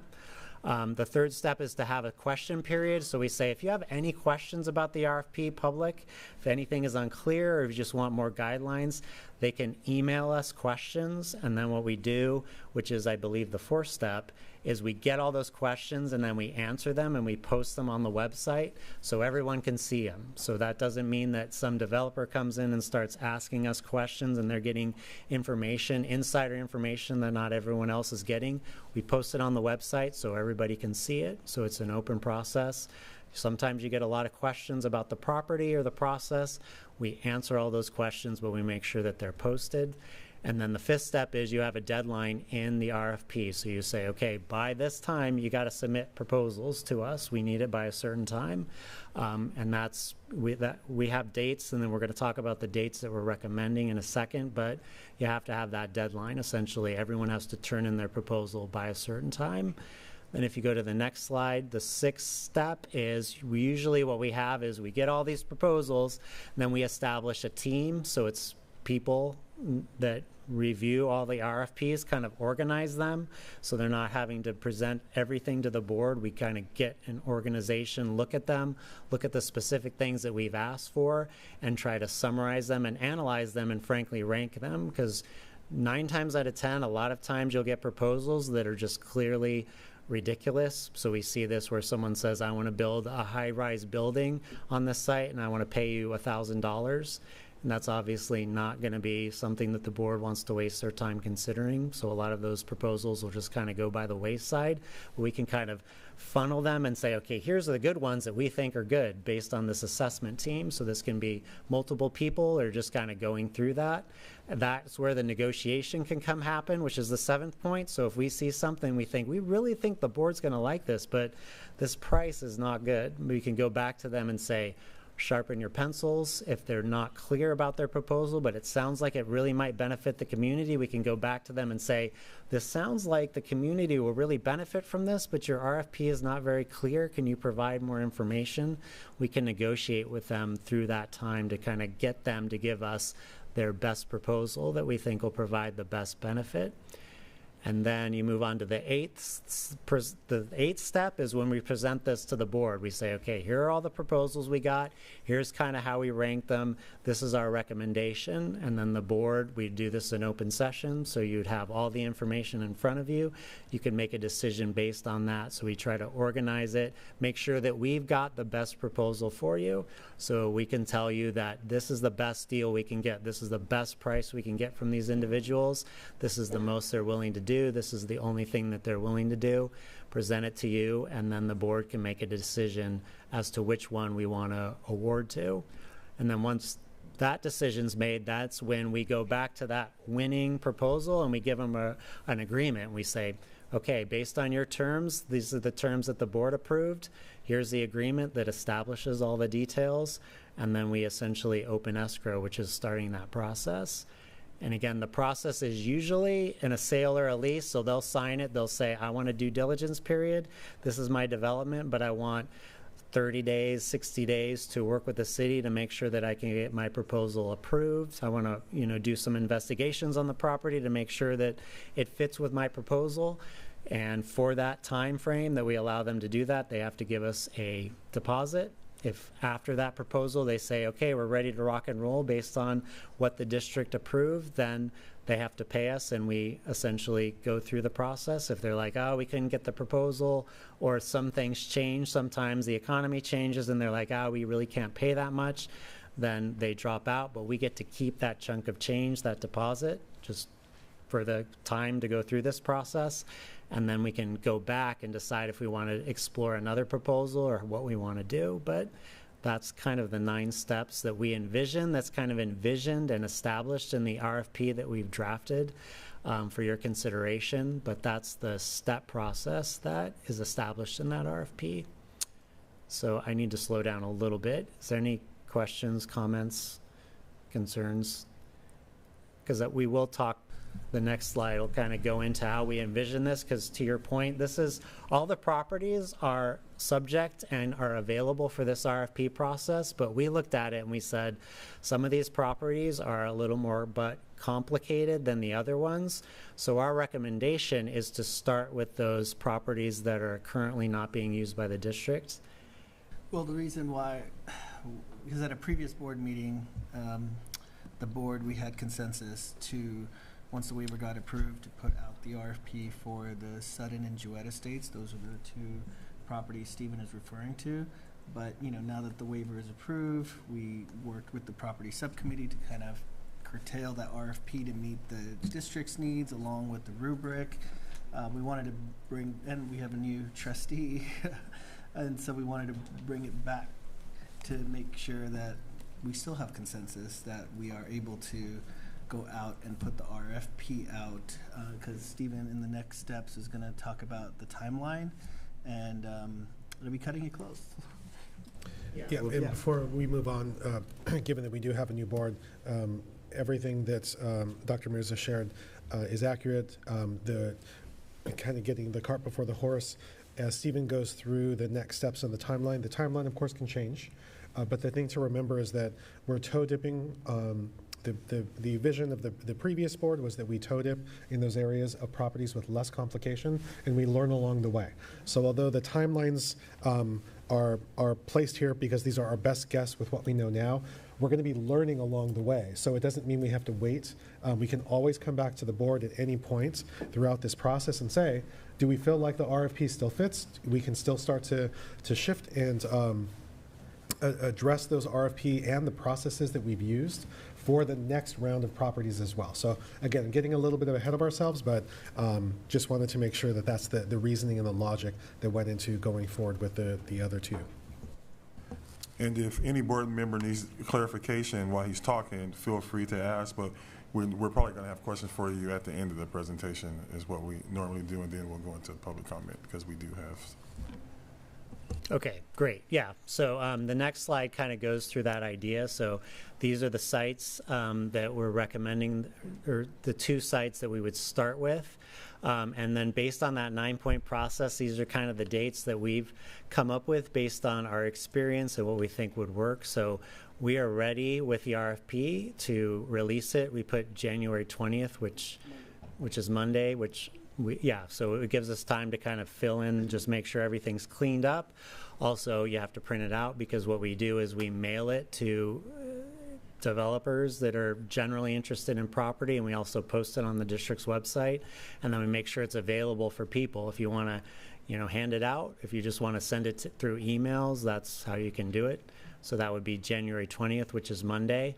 And then we usually give people, we usually schedule a property review. So that's the first request usually we get from people. They're like, okay, this looks good, but can we actually see the properties? Can we go on the properties and look at them? So we usually give about a month for that process. So they'll contact us and say, hey, we want to review the property and just kind of walk it just to see it before we submit a proposal. So we allow that. The third step is that ask questions. We usually give about 2 months from when we release, just because people need to review the RFP, get their ducks in a row, and then ask questions. So we usually give them about 2 months for that. So that would be around March 20th.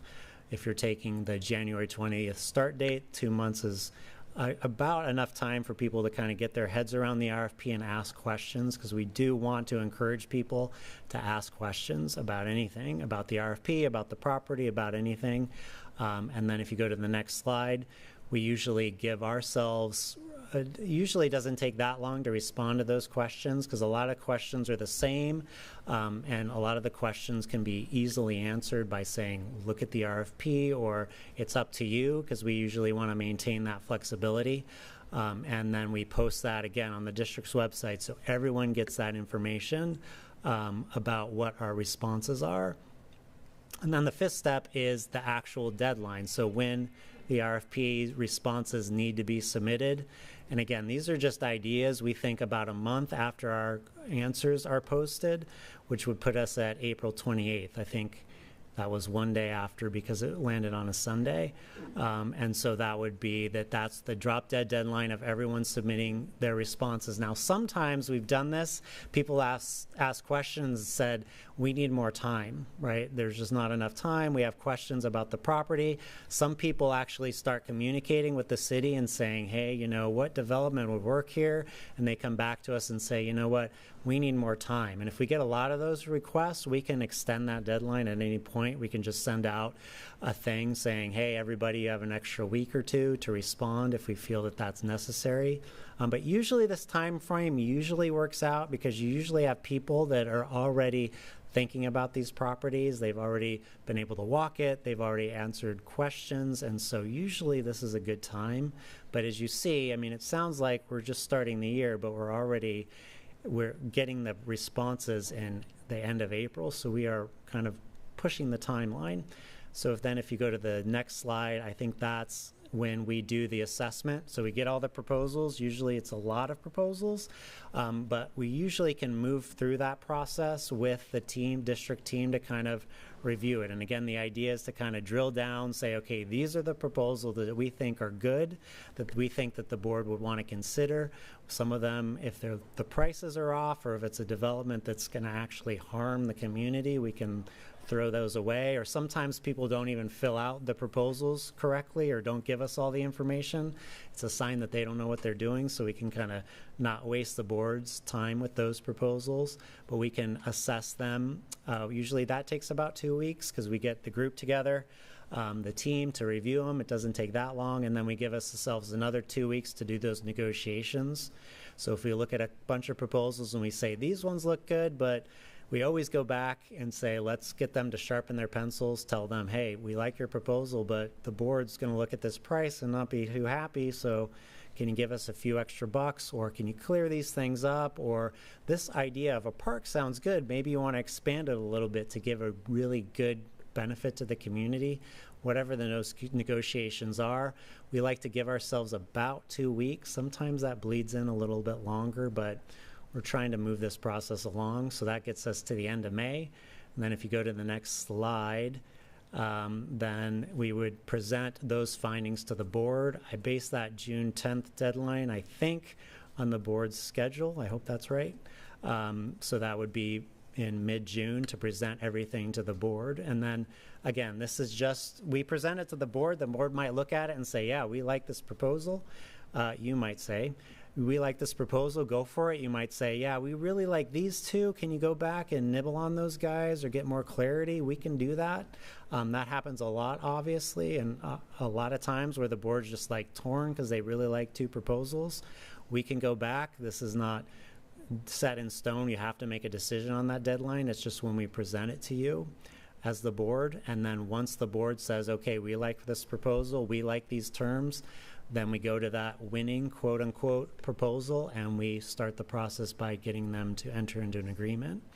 That is a very fast timeline. I mean, that's I'd say expedited, and that gets us to about mid-June, a best case scenario. So as you can see, you're kind of, it's probably, frankly, it might take a little bit longer just because of the number of questions, or you might come back at that first time, and this usually happens where the board doesn't make a decision at that point. They just say, these are the kind of the terms we like, why don't you go back to these people, or let's get more information. So it can extend beyond that, but ideally, in my perfect world, we'd be able to present something to you in June and then open right after that. So that would be with those first two sites. But again, as Dr. Castro pointed out, the idea would be to start with these two sites because they're low-hanging fruit, so to speak. We can learn from that process, but the other properties still are under that timeline, so we'd have to decide how to move forward with those, either move forward with those after this and try to get it under that timeline, or go back to the state and ask for an extension for those properties,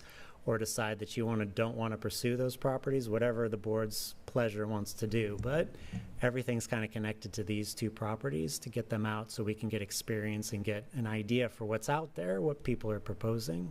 And we could always put out the RFPs during this process. So if the board feels comfortable that the process is going well, we don't have to wait until after we present to June 10th, 2025 to initiate the process of the RFP on the other properties if the board so desires.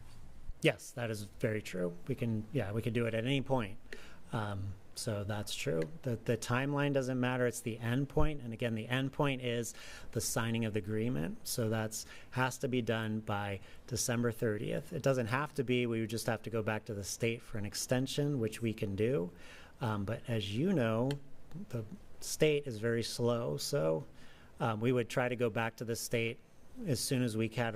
We can't do that right now because it would look disingenuous if we asked right now, but we could go back to them in a couple months and say, hey, based on this, we're going to need an extension, and please give it to us. And they legally have to give it to us, but the timeline is what's frustrating, I'm sure, as all of you know. So that's kind of what we're proposing in terms of the process. And I know I talked way too much and blabbered on, but if anyone has any questions or wants to talk about anything, sure, that'd be great. Yeah, my concern is the other three properties. I don't want to wait on those. We need to get moving on those. These are the high value properties. These, because of where they're located and that, I don't see any high value in. So it's almost a waste of our time to deal with these first, in my opinion. But if that's what we want to do, that's fine. But I don't want to wait on these other properties. We need to get the process started on these as well, in my opinion.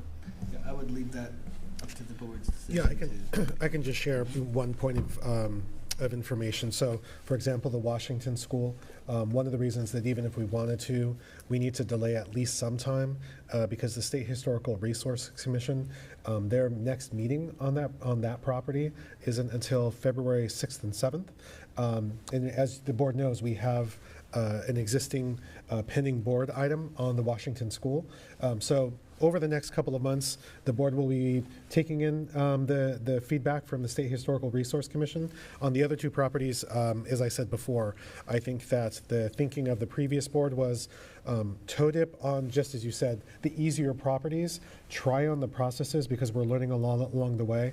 And then we wouldn't need necessarily, and this is what Dr. Mirza just shared, we wouldn't need to wait for those other timelines to move forward if the board felt like the processes are good, the documents work, the community has responded in the way that we have.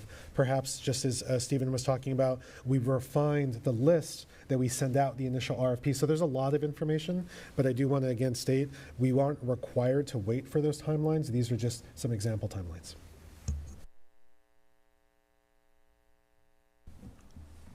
Ms. Fredericks.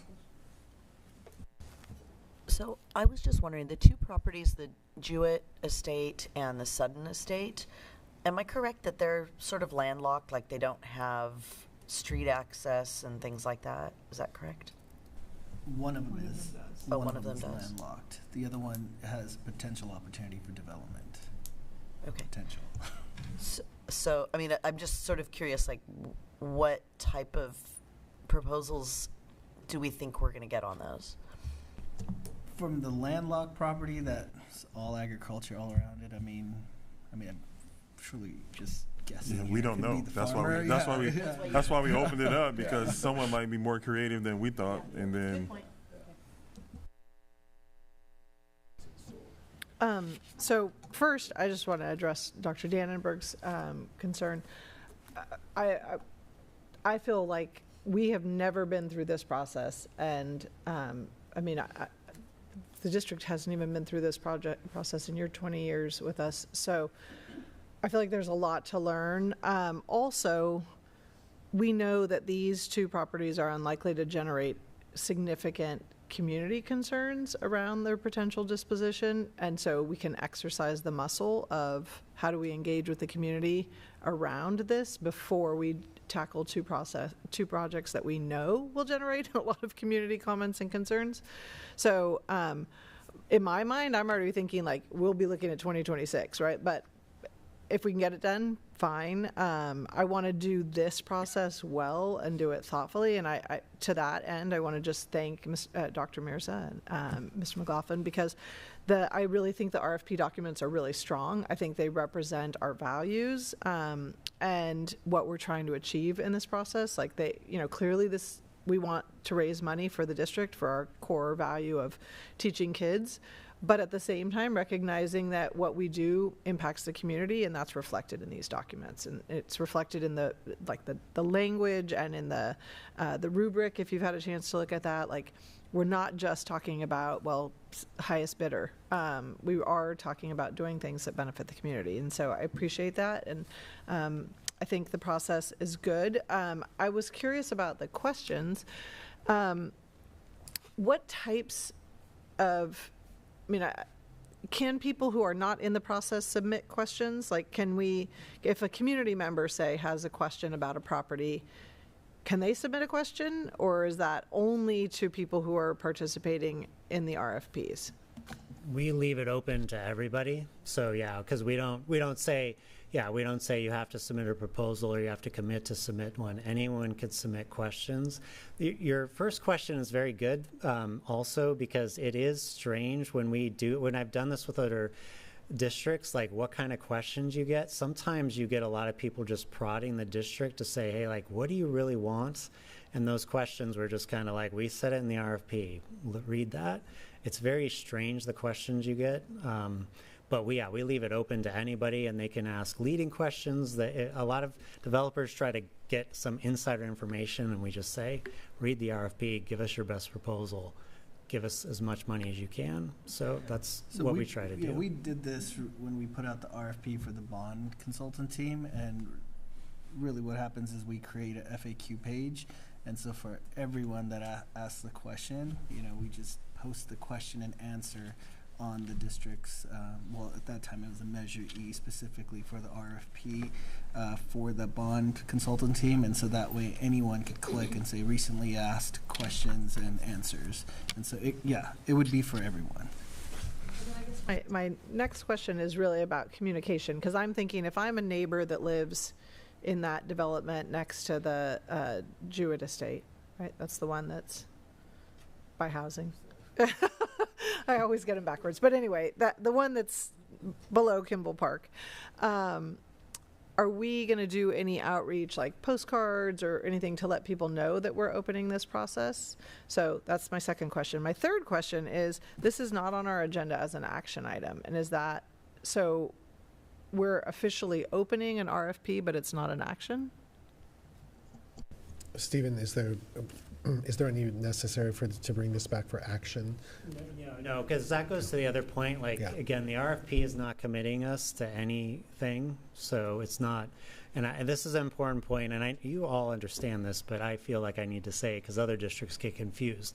And it's important for us to communicate this to the community, that just because we're sending out this RFP doesn't commit us to any action. So you're not required to sell or lease or pick the best proposal. You can reject all proposals at any time. So there's no real action that we're taking. We're just trying to gather information. So I want to make that, and I know I'm sounding a little bit condescending, but a lot of districts get that confused, and a lot of community members get that confused. We're not making any decision here in terms of selling or leasing, and you have the option of pulling the plug at any point. But we are taking a decision about the RFP materials, and the rubric. My understanding is we've developed up to today is the board had consensus on which properties we would go forward with. So the board could have, of course, change that today if they wanted to, but we're proceeding as if the previous consensus would still stand. The next thing is there consensus to go ahead and move forward with the RFP process based on exactly what Stephen said? It does not commit the board to any particular action. Is there consensus for us to continue to go through this process as previously stipulated?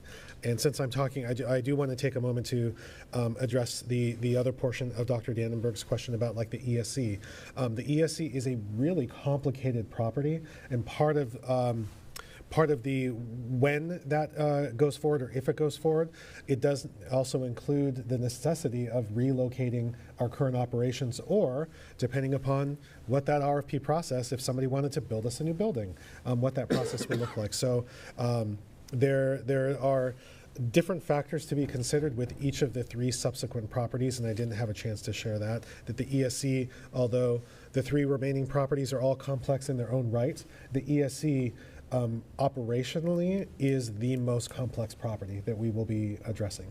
And I also wanted to assure the board and the community staff, in ways small and methodical, we are preparing for the day that we may not be in this building. So we're not waiting for the board to take action. We are considering different alternatives. We're doing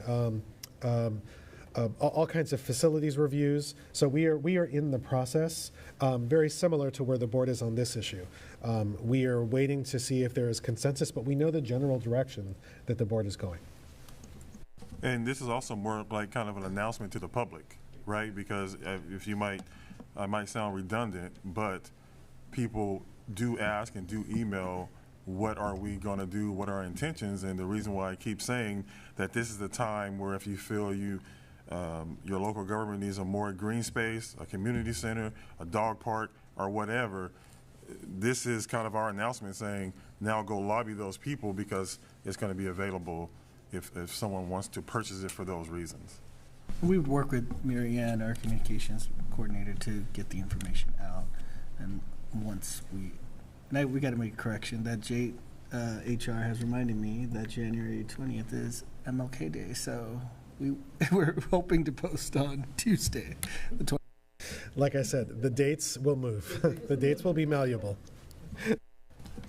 Mr. Forsyth? Yeah, so I guess the timeline is my biggest concern. It seems like it's a half a year for each process, right? Each group of properties. And just based off of what Dr. Castro said, the ESC, that is a very big beast to unpack. right? So with this waiver process, the waiver extension, the original waiver process took a very long time, right? So is this extension, one question, the extension going to be a similar process where we're having to wait and wait and wait in order for that, for the state to approve that extension? And it does sound like I agree with Trustee Rodriguez.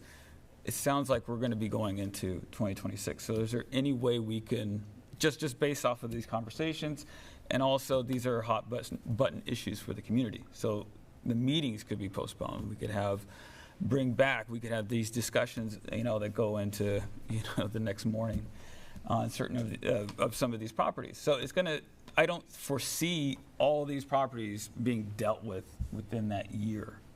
So what is the question? Do we prepare for 2026, or do we do everything as a bulk? Yeah, I appreciate the question. I'll reiterate something that has been said. Again, looking backward, the board, considering all of these issues, this is why we are toe dipping in the lesser complex properties, because of everything that's been shared. I do want to share or address the question about the State Board of Ed. We have learned through the process not only the complexities of that process, but we've also learned the who is involved in that process. And that in itself has been a big learning. So we're now positioned to be able to address the people in specific roles and responsibilities, both at the California Department of Education and the State Board of Education.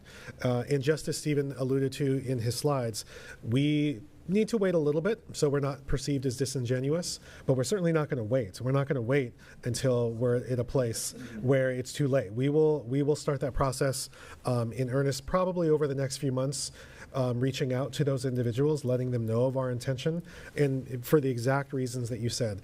The complexity of at least 2 of the 3 properties lend themselves to, it would be, I don't want to say it's impossible, but improbable that we would be able to complete the list of to-dos that have been presented today on those 3 subsequent properties. But also, if we have some savvy developer who says it's open up now, and I'll solve your problem, and I'll build you this, or I'll put this here for you, it also opens up for that possibility which is out of our realm. We don't know. It could be someone out there has been looking at this for a long time, and now that it's opened up, they can make a proposal, and we can say, wow, we never thought of that, and solve our wildest dreams. But this just opens up so that people can start thinking about what they might want to do. Not saying that we have to act by December 30th, 2025, but if something happens, we can act by December 30th, 2025. I guess just my concern is the waiver, right? We have a year's worth of time for these properties. So that is my concern. How is the extension process? Is it similar to the original waiver process?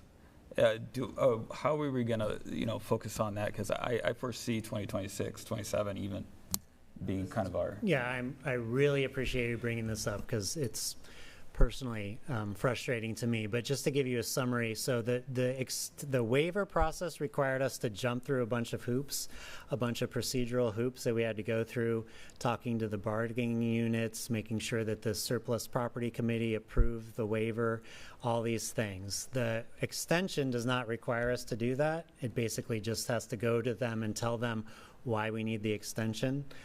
So it's not as cumbersome, but having said that, I take your point, and I have personal experience that does not mean it's going to be simple. It should. I should be able to come up here and tell you that it should be, but I recognize your concern and I agree with it. So it would be, they have a schedule of board meetings, so we would do that way before December 30th just to make sure we have the time. I wish I could come up here and guarantee you that they'll approve it as soon as we submit it. They should, but we recognize that concern, and I would honor that, and that would be our job to make sure that it got through and do it way before that deadline comes up, because I will not come before you in December saying we don't have an extension. That would be malpractice on my suit, so we honor that concern. It should be easier, but I cannot give you any guarantees, but we would recognize that and submit it way before so we have a buffer to make sure we get that extension. Okay, I just got two more questions. You just brought up 2 more questions. How long is the extension? And if we get to that December date, do we stop where we are, or do we have to redo everything? Kind of like... go through the process once again? No, that's a great question. Let me start with that second one. We wouldn't have to stop. We would have to pause. And so we would have to pause it because we couldn't enter into an agreement based on the RFP until we got the extension. And then the question about the timeline, we would ask for 2 years. The state board has given 2 years as a matter of course. That's why we asked it in this application. For some reason, they're doing 1 year. So I would say, I'd assume that if we got an extension, it would be 1 year. We would ask for 2. But they're not required to give 2, and I'd assume that it would be 1. They've never done anything shorter than 1. They're not required to, but my recommendation would be to ask for 2 and tell them, why are you making us go through these hoops? Give us 2 years. We'll try our best to get it done. There's no reason not to give us 2. But I would caution the board to assume that it would probably be 1, but we would fight for 2. And I'll just jump in there, Stephen. Just looking within our own county over the last 10 years, there are 3 districts that I can speak to where they relocated their district office. And that process took several years. But coming back to why this question is so important, it's a little bit different where we have no plans, we have no RFPs, we've done no review, and then asking the State Board of Education to grant us 2 years versus having gone through the process, having been able to submit these documents, having being in a position to share some of the RFPs that we've reviewed in the position that there's districts in, and then potentially to ask for 2 years. Those are 2 very different realities when you're working with California Department of Education and State Board of Education staff. And I just want to make something for clarification. When he mentioned hoops, talking to our union partners wasn't the hoop. We were talking about the process. So I just want to make sure that doesn't get misconstrued. Like, they're our partners, and we need to engage with them. He was talking about the process that the state is putting us through. Is there any more? Yes, sorry. Yes, you're right. Okay. We understood you. I just want to make it very clear. Thank you. Yes, thank you. Is there any other questions before public comment? Okay, public comment.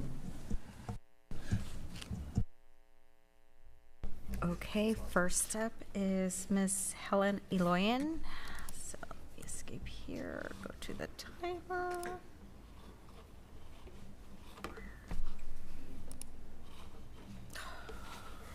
Hello. Good evening, everyone. My name is Helen Eloyan. For the record, I'm the director of the Westside Innovative Solutions at the Westside Community Development Corporation. For the past couple of years, you may have noticed me haunting this room, advocating on behalf of grassroots community-led projects. And I just want to stand before staff and the board and thank you guys profusely for the RFP that you've crafted and put together. I've never looked at a document and thought, wow, this is beautiful, a piece of administration that I have to deal with. So I really appreciate that. I think the fact that you guys take community collaboration very seriously is evident in that RFP. I think there was just one little part that I would suggest revisiting. I think it was like the first provision under the guiding policies, which was the highest price should be prioritized. I feel like that's maybe just counter to the spirit of the waiver, but other than that, I thought the document was lovely. I think other projects that I support, for example, you guys have heard me talk about a special needs trade school that we're looking to propose on the Avenue Elementary School, like would not be precluded by these provisions. It also would be accomplishing lifelong community dreams for a lot of our residents. And I think, you know, a lot of our communities would be very thankful about the thoughtfulness that was put into that document. And I just wanted just once again thank you all for all your hard work. I know it's been a long, many years, but I feel like we see the light coming at the end of the tunnel, and it's looking pretty good. I mean, I'm looking forward to participating, and thank you all again for your time this evening. Thanks. Is Jeff Lambert.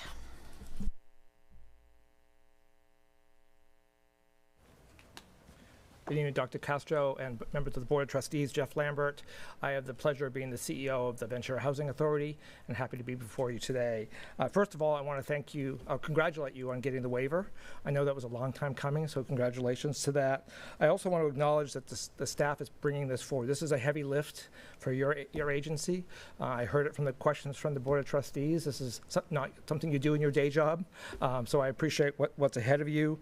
I want to, first of all, thank you for including workforce housing as a priority in the RFP. I know that's been something that I've been advocating with your staff, that these properties have the great opportunity to address our housing crisis in Ventura County and Ventura City, and having a workforce housing priority is really critical to this work. I also want to thank you for prioritizing community engagement and community benefit. Clearly, these sites are very well situated to add benefits to the community. I know I'm biased, but I happen to believe housing is a community benefit, and I know that with our 75 years of history of bringing housing to the city of Ventura, we can bring housing to one or more of these sites, and that housing itself would be a benefit to the community, and I want to appreciate that. I also want to invite you to come see our sites. I know some of you have, but we have done some great work in the city of Ventura, particularly the Westview community just down the street. You can walk here from here. We'd love to have you over to see the kind of work we've done. That's the kind of level of community building that we do when we build our housing projects, and I think that's important for you to see as we go forward. I also want to tell you what the problem is. You know the problem. You have a hard time hiring people given the cost of living in Ventura. But for us, we have 9,000 people on our wait list for affordable housing in the city of Ventura. Over 50 of them are Ventura residents. 75% of them are from Ventura County. So this is a problem here locally. We're not solving the problem for somebody from the outside. And I think it's important for the district to understand that as you go forward. I also want to make it very clear we are very interested in your properties. You'll see us respond to RFPs, and hopefully we'll have an opportunity to work with the school district to deliver on a community benefit that, in our opinion, housing is one of those benefits, and we're happy to work with you. So thank you very much, and I wish you good luck.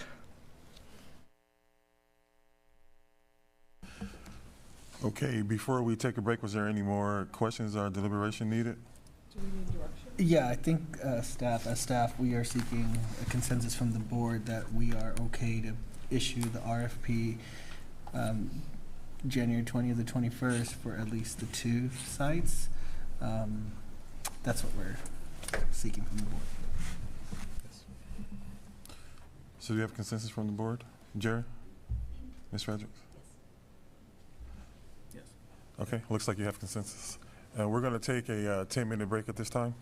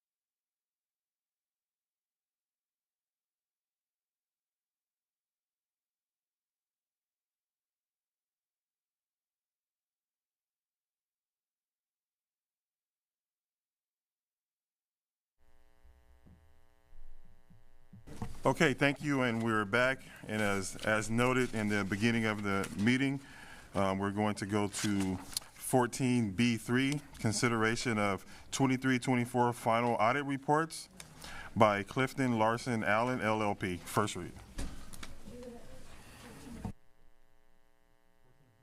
B3.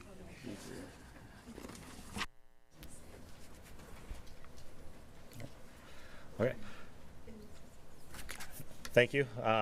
Thank you for the opportunity to come and present the results of the audit of the 2023-24 audit report for the district.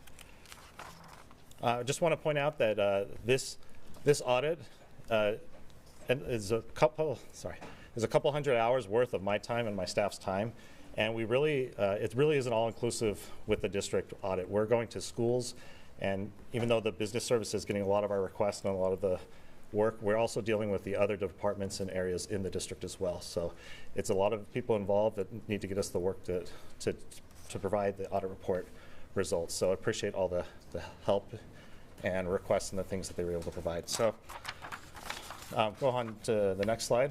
We'll just start going through it. So with that 100-page audit report, our portion as the auditors is 4 independent auditors' reports that we provide. A report on the financial statements, one on the internal controls over the financial reporting and compliance, one that we call the single audit related to the federal awards, and the last one on state compliance. Next slide. And just to kind of give you an idea of these are the type of opinions that we can issue. And then if you go to the next slide, we're going to talk about the first independent auditor's report. This is the primary one over the actual financial statements and the notes and the required supplementary information in the audit report. And we were able to give an unmodified opinion. And as you from the slide before, that's the highest one we can give. It means that the financial statements and notes and items are fairly stated and in line with proper accounting principles and standards. And then the next slide, since you're a governmental agency, we're also required to give an opinion over the internal control environment over the financial reporting and on compliance. And we were able to give a clean opinion there. There were no deficiencies, material weaknesses related to internal controls over the financial reporting and over compliance. So another clean opinion there. Next slide. And then because of the amount of federal funding you receive, you're required to have what the federal government calls a single audit, where we have to look at major programs and review for compliance there, as well as internal controls, the environment with that. This year, the program we tested, or we were required to test, is the Educational Stabilization Fund program, and we were able to give a clean opinion there. There was no non-compliance to report, and the internal controls showed no deficiencies in them to report. So no findings, no issues with that. Next slide. And then the last but not least, I'd like to say the state doesn't want to be undone as well. They have their list of compliance items that they want us to, they're going to have us look at. You can see that full list on page 102. It's a pretty long list, grows every year. And we were able to give another clean opinion there that with those specific programs that the state's requiring us to look at, the district complied and was in compliance with those, and there were no internal control issues or material weaknesses with that. So no findings with that as well. A very clean audit for the district.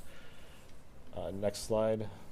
I did want to point out that one of the schedules we include that's included in the report on page 85 is looking at what the financial numbers that are in the audit report and compare that to what you approved back in September, the unaudited actuals. And there was one item that was related to a post-closing entry just in order to properly account for leases. There's a new standard, and there was a new related to a lease contract that you received and just needed to be reported. So it wasn't very significant, but it was, and it wasn't an audit adjustment, it was a post-closing entry that the district made. Other than that, there were no other difficulties and no findings related to the district audit. So,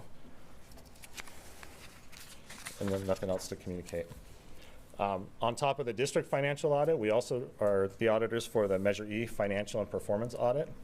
And so related to the financial audit for the bond funds and Measure E, we were able to give another clean, unmodified opinion that the financial statements in that financial audit are fairly stated and in line with proper accounting principles.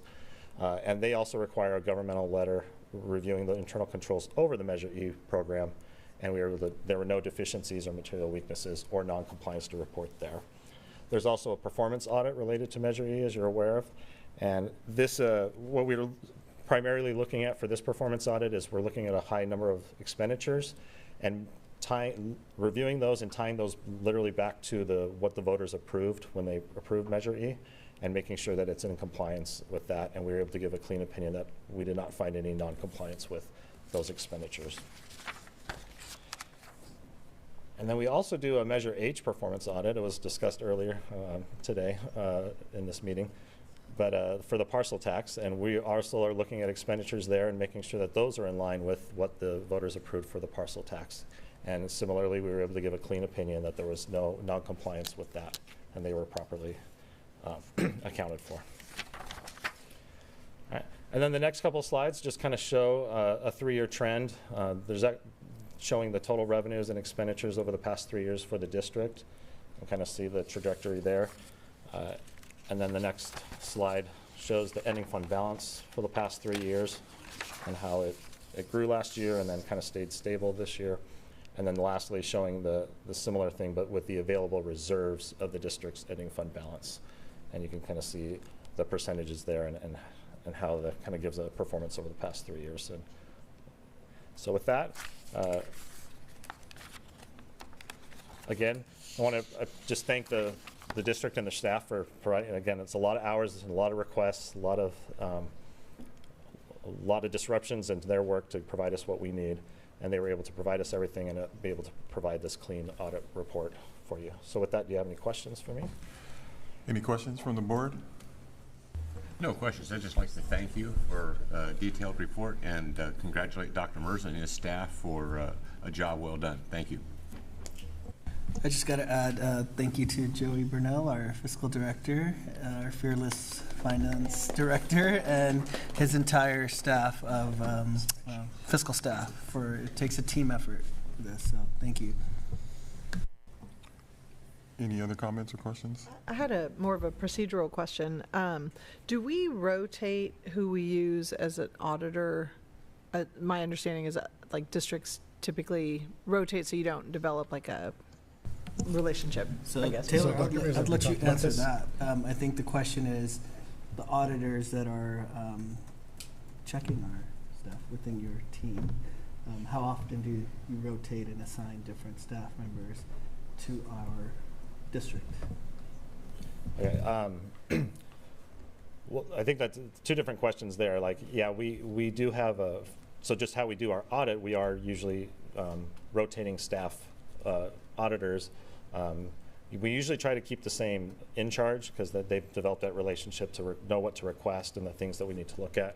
But as far as the other auditors testing, we do like to try and get newer staff or other staff involved and things like that. But I believe maybe what your question was about is firm rotation.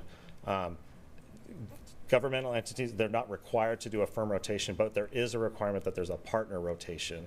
And so every 6 years you will need I have to step off it and a new partner would come on and rotate on there. So it's not like the for-profit business where they do have to change entire firms, but we do have to have a partner rotation at the least, and we follow that and make sure that you're in compliance with that as well. So, the reason I ask is that at one of the last trainings that we did, we talked about that as best practice. So it's, I think, something that we should look at in terms of following what the corporate world does in terms of rotating firms.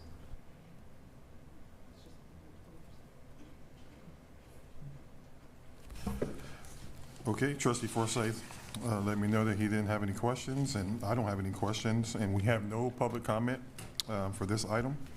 Is there any more board deliberation needed? Okay, I'll entertain a movement. I'll move to accept the report. Second. Thank you. Thank you. Vote as follows. Trustee Danenberg? Yes. Trustee Fredericks? Yes. Trustee Rodriguez? Yes. Trustee Forsythe? Yes. And Trustee Peterson? Yes. Thank you. Motion carries 5-0. Okay, next action item is consideration of supplemental novels eligible for fast track consideration by the Supplemental Text Recommendation Committee, first read. Thank you very much, President Peterson. Yeah, pleased to bring these before you. And of course, thank you to our Director of Secondary, Deidre Menares, and our TOSA, she's still here, excellent, Sarah Gluck Perez, who leads the committee. These are first reads, and these are stationed up in the lobby, as are all of the supplemental texts before you. So again, not full reads that require committee review, but just these automatic considerations, given that they're on the California Department of Education list. So pleased to bring these before you to continue to diversify our literature portfolio. If no one has questions, I'd make a motion to accept the adoption. Second.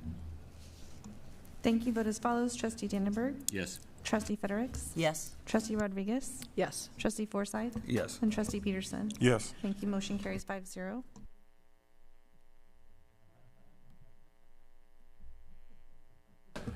Okay, A2, request for consideration of a new course, Math 7, Accelerated Pilot, first read. Thank you very much, President Peterson. Again, it gives me great pleasure to thank Deidre and now Shelley for shepherding this initiative. We're moving to year 2 next year of our accelerated math pathway in our middle schools. A successful year at our 2 pilot sites, Data and CMS, so we're pleased to continue this project, and so we need to authorize a new course code to continue the pathway. I have some questions. Do you have questions? Well, go ahead.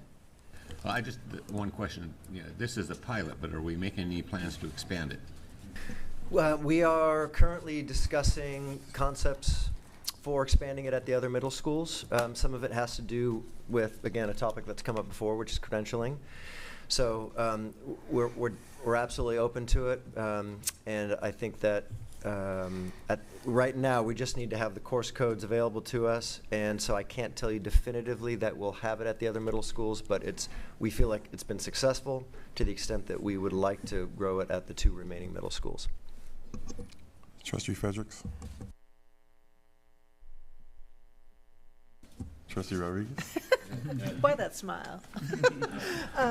So my question is about access, because we used to have a pretty broad pathway for acceleration at our middle schools, and that was constricted. And one of the advantages, I think, of having access to a broader group of kids is that middle school, the stakes are relatively low, right? So if you aren't successful, it doesn't go on your college or your high school transcripts or any of those things. So it's a really good place to allow kids to try, right? And given that we know that often the diversity of students represented in our accelerated class is not what we want, I guess I was questioning the C or higher district identification requirements, and how are we advertising it to families so that they know it's an option? That's a great question. So we are trying, and I know that on the surface, the C or higher or the district identification looks like gatekeeping, but it's actually designed to prevent exactly what you're talking about, which is if it's just by recommendation or scores only, or even request, then that's how sometimes our AP courses, our honors courses won't necessarily be reflective of the student populations at large. So the process that Deidre and Shelley and I lead in the analysis of students' scores and grades are with that in mind, to develop diverse classrooms, particularly during the pilot period when there's no history of this being available and there's not a culture of students and parents requesting it. So we do think, and I think it's really important to note that this is separate from GATE. This is not based on GATE identification, and that's a really key feature of this initiative, because we think that's really important to your point. So I guess going a step further, and I appreciate your answer, but one of the things that we've learned is that offering something is not the same thing as inviting someone, right? So how are we intentionally soliciting participation from students who are underrepresented in these, and explaining to families, here's what it means, here's what it would offer as a high school opportunity, right? Because if you haven't had a kid go through these, you don't know, well, now it means you can take Calculus BC in high school, right? Like, and so I just want to make sure that those kind of parent experience barriers aren't also in the way. Yep, thank you for that. And that's actually, I meant to say that earlier, that right now it really is an invitation initiative. We are reaching out, and that's a partnership between the district and principals and counselors. So we aren't just sort of crossing our fingers and hoping students who are interested come. It really is an invitation process. We need both. We need to recruit, or else our classrooms will get who traditionally will come to these kinds of opportunities. So I've emphasized with Deidre and Shelley and the principals that right now we're emphasizing the recruitment part, and I think we'll grow the publicity part later. So I think that's my best answer, is that it's almost predominantly recruitment at this point. When does when does that recruitment start? At what grade typically? It seems like there's a 6th grade acceleration. Do teachers have enough time to collaborate and have those discussions about recruitment? Yeah, excellent question. We have a placement process, so it's predominantly for rising 6th grade students, so current 5th grade students. And we have a placement sheet where we catalog for placement in all subjects, ELA, science, et cetera, for 5th grade students going 6th and 8th grade students going 9th. And we provide that big summary multi-tab document with recommended course placements for our counselors.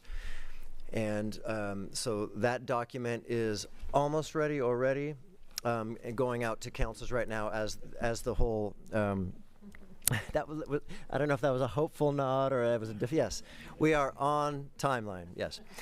So counselors then use that document when they have their conversations with students. So we have our middle school counselors meet with and connect with 5th grade students, and we have our high school counselors meet with 8th grade students at this time of year, and that's when those conversations are happening. It's also in our it will be in our future, right, Deidre, our middle school course directory, which we've yet to develop. We have a high school course directory, but we're soon going to be taking steps to have a middle school course directory, and that's another mechanism that we can publicize it. But right now, it is predominantly recruitment. Okay, and I just echo what my trustee said about reaching out.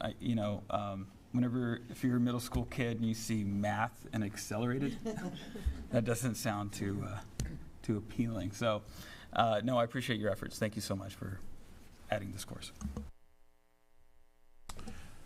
Any more? We don't have any public comments for in this section, so I'll entertain a movement if there's no more deliberation needed. So moved. Second. Yeah. Thank you. Vote as follows. Trustee Dannenberg? Yes. Trustee Fredericks? Yes. Trustee Rodriguez? Yes. Trustee Forsythe? Yes. And Trustee Peterson? Yes. Thank you. Motion carries 5-0. Okay, moving on to action business services. Request for approval of contracts exceeding $25,000. First read.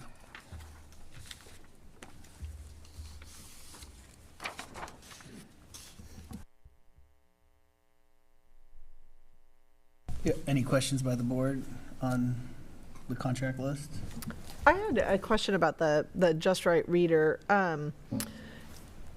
During one of our site visits, Dr. Castro, we were talking about some of the materials that are available for reading intervention. Is that this, or?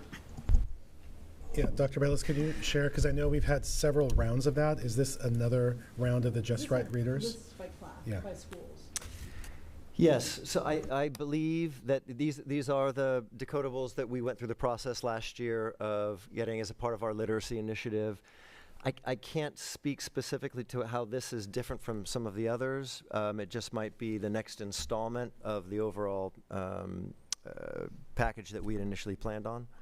Yeah, sorry, and I didn't tell you this in advance, but because if you click through, it does actually list the titles by school site that they've ordered, and so I just wanted to call it out because overwhelmingly, as we've visited school sites, staff has said how grateful and how grateful these tools, how grateful they are for these tools, and how valuable they've been in helping support our readers and really bringing great quality literature to what we're doing around literacy, right? So I just wanted to call it out for that reason. I have no problem with the expenditure, but I just think it's really important.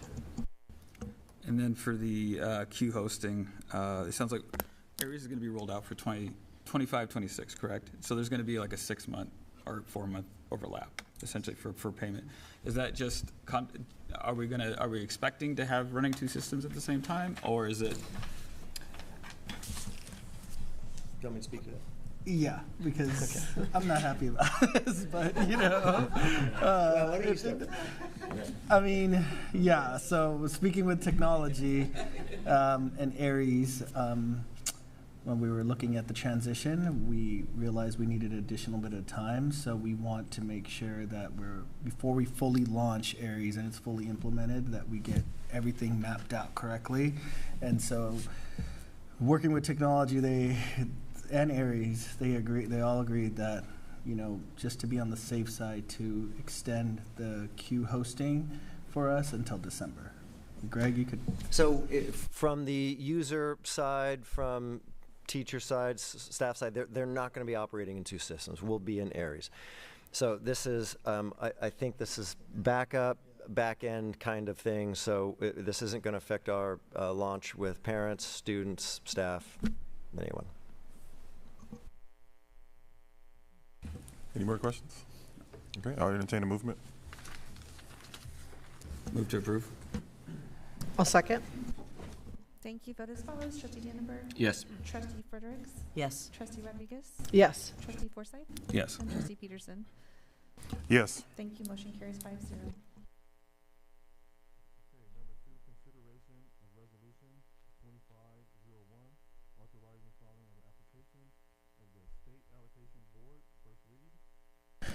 So, in working with Ryan, our bond manager, we're realizing that, you know, there's state modernization dollars available, and Ryan's going to present later on, if we get to it, how much the district is eligible for. But essentially, in order for us to get in line and apply for the state modernization dollars, we need to pass this resolution. So that's why it's in front of you, in front of the board. So we're seeking approval of the resolution to allow us to actually start applying for those eligibility for state matching dollars to kind of backfill the bond. Free money. Mm-hmm. Yes. I move approval. Second. Thank you. Vote as follows. Trustee Dannenberg? Yes. Trustee Fredericks? Yes. Trustee Rodriguez? Yes. Trustee Forsythe? Yes. And Trustee Peterson? Yes. Thank you. Motion carries 5-0. Okay, number 4, award of contract E9 through 24 for school playground replacement, first read.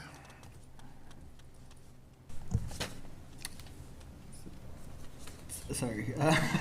Yeah, so we went out for bid for Junipero Elementary School Playground, and Artelon Construction won the bid, not by much, as you can see, and so we're requesting approval from the board to award the bid to Artelon Construction.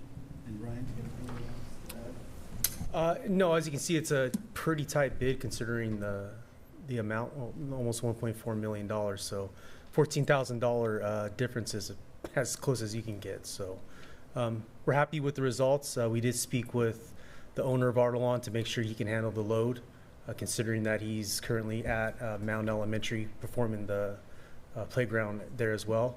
He did confirm with us that he's ready and you know, willing to accept this contract. I was going to ask, at the bond committee meeting yesterday, you talked about the $75,000 thing. Could you explain that to the board? Yeah, as we started rolling out a large amount of projects this past summer, realized that just given the age and of the facilities, that we run into a lot of unforeseen conditions when we start excavating or demoing roofing and whatnot. So so we adopted a new procedure moving forward to have the contractor include an allowance as part of the base bid to give us a better snapshot of project budgets moving forward. We still, what the allowance does is it factors in this case, $75,000 as part of the base bid. And we still need to proceed with presenting these change orders, if you will, with the board. But it gives the board a better representation of what these projects actually are, budget-wise. So that bid for Artelon already includes the $75,000 for it does. Potential future change orders. Yeah, unforeseen conditions out of the scope of their contract. Correct. And if the contractor doesn't use, or we don't authorize the full $75,000, we do a change order deduction and we remove whatever we don't use from the base bid amount. Well, can you explain that again? So, yeah. Okay, so you're saying that yeah, it's $75,000 will be automatically built in and say you can go up to this? Yeah, so the $1.43 million includes a $75,000 allowance.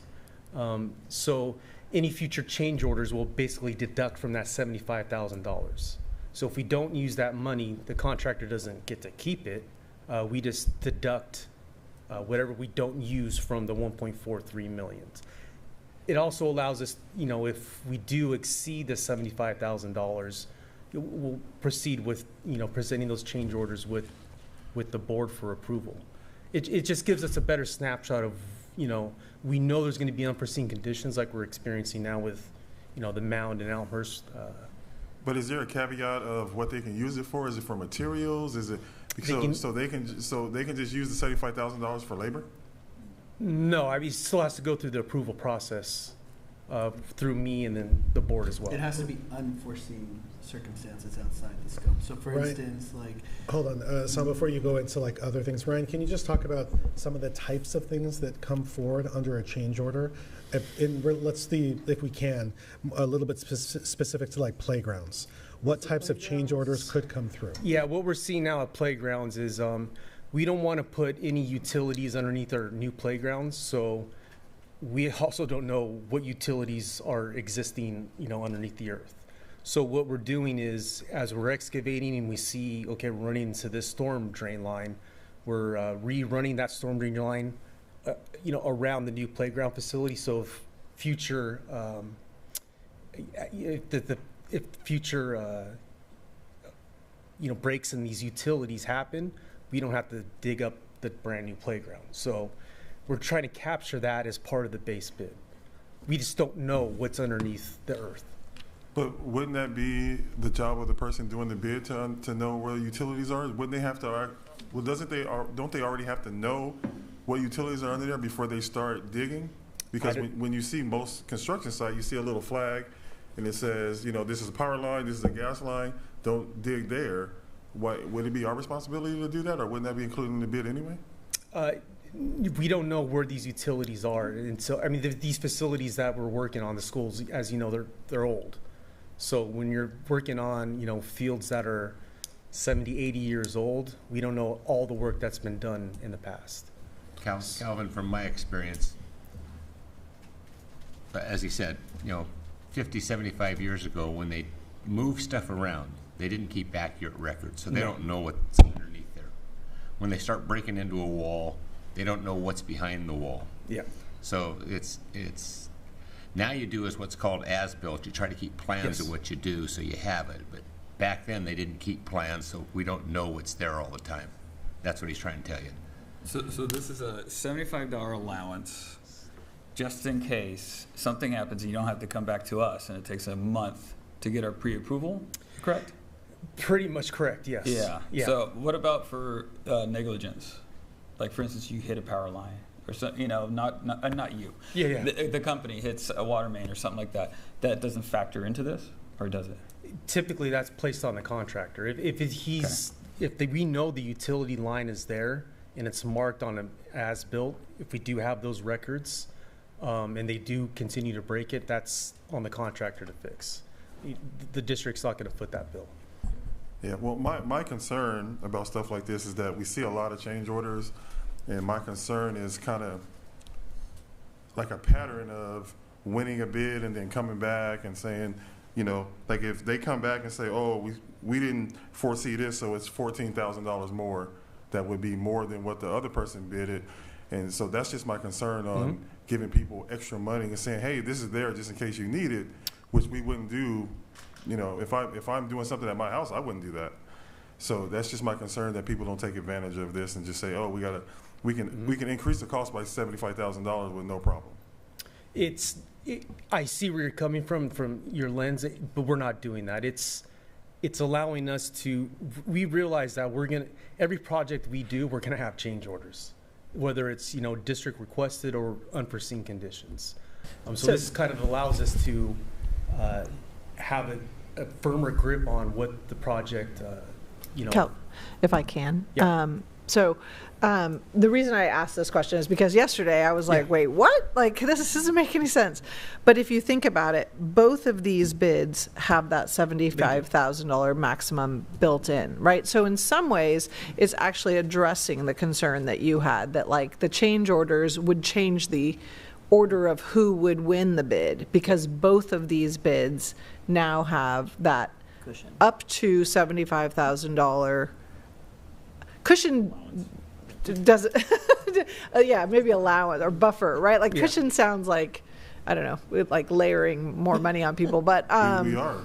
But also they have to get approval before they can access those funds, right? So it's not just an automatic, because that was my concern when I first saw it. Like, wait, so they just get a $75,000 slush fund that they can use for whatever they want, but Absolutely it's not that. No.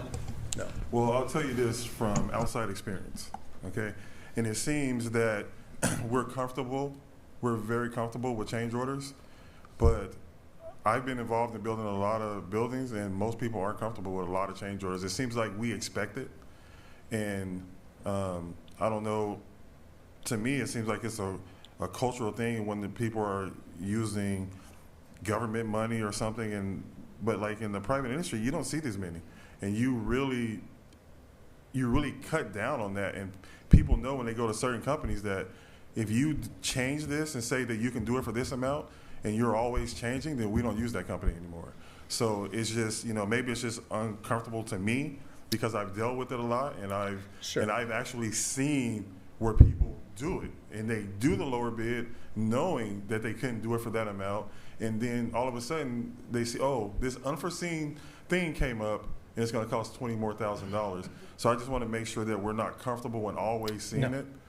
And I mean, that's just my concern that I've had for a while. That's my concern from a former contractor as well. We don't want to fall into that habit. It's every change order that, you know, that we come across goes across my desk first, and I evaluate the hours, the labor rate, the material cost. If you notice in our change order documentation, we require any material cost as part of the change order, all the man hours as part of the change order, so we can evaluate that to ensure that, you know, the task that we're requesting a cost for is truly captured in that. And so prior to that change order coming to this board, we're doing our due diligence on our end, Absolutely. push back on that contractor to make sure that it wasn't in their original scope, or it isn't. Like, we try our best to say, hey, no, this is your responsibility, not We our push back a responsibility. lot. There's a lot of stuff that comes across my desk that we say absolutely not. Okay, that's probably where it comes, because, you know, we don't see that. All I see is then it's a bunch of change orders. I don't see like, oh no, we're not paying for this. So you know, you guys are a trusted advisor, and you know I always trust my trusted advisor, but I do always voice my concern. Absolutely. So I appreciate you saying that part of that you do reject stuff, because until today I've never heard that they submit stuff and we reject it. So that makes me want to trust my trusted advisor even more. Yeah, and what we're trying to do is just give you a better idea of what these projects are coming in at, because, you know, there's two different types of construction. There's design build, where you essentially get a big plot of land and you can control the design from there and limit the change orders. Working on these aging facilities, it's tough. It really is tough to capture every single line item, if you will. And, you know, we're seeing that a lot, especially like in the roofing projects, is we don't know the condition of the decking underneath the roof. So we're trying to build in, you know, contingencies, and you'll see this in our bids as well. If the contractor, we require them to give us like a lineal footage of fascia replacement and a square footage of decking replacement. So we know going into, this project, if we replace X amount of square feet of decking, it has to be at this cost contractually. So we're trying to limit that. We know what the cost is coming, but we want to control it as much as we can. So yeah, the allowances, it's kind of hard to wrap your head around. We're not giving money away by any means. But just to be clear, it's not a cap. So for example, the 75,000 we're talking about for change orders, it's like a ballpark to give us an idea when we see the bid that, hey, we could have change orders, but it does not mean that it's a cap. No, if we don't use it, great. I mean, it's just, then we deduct that $75,000 from the base bid when we do our notice of completion. We're gonna bring we're gonna bring it to you guys regardless to let you know, hey, we have consumed 30,000 of the 75,000. Just kind of like what we're doing tonight. Is there any more questions? And I know we don't have public comment for this, so I'll entertain a motion. So moved. Second. Thank you. Vote as follows. Trustee Denninger? Yes. Trustee Ferris? Yes. Trustee Rodriguez? Yes. Trustee Forsythe? Yes. And Trustee Peterson? Yes. Thank you. Motion carries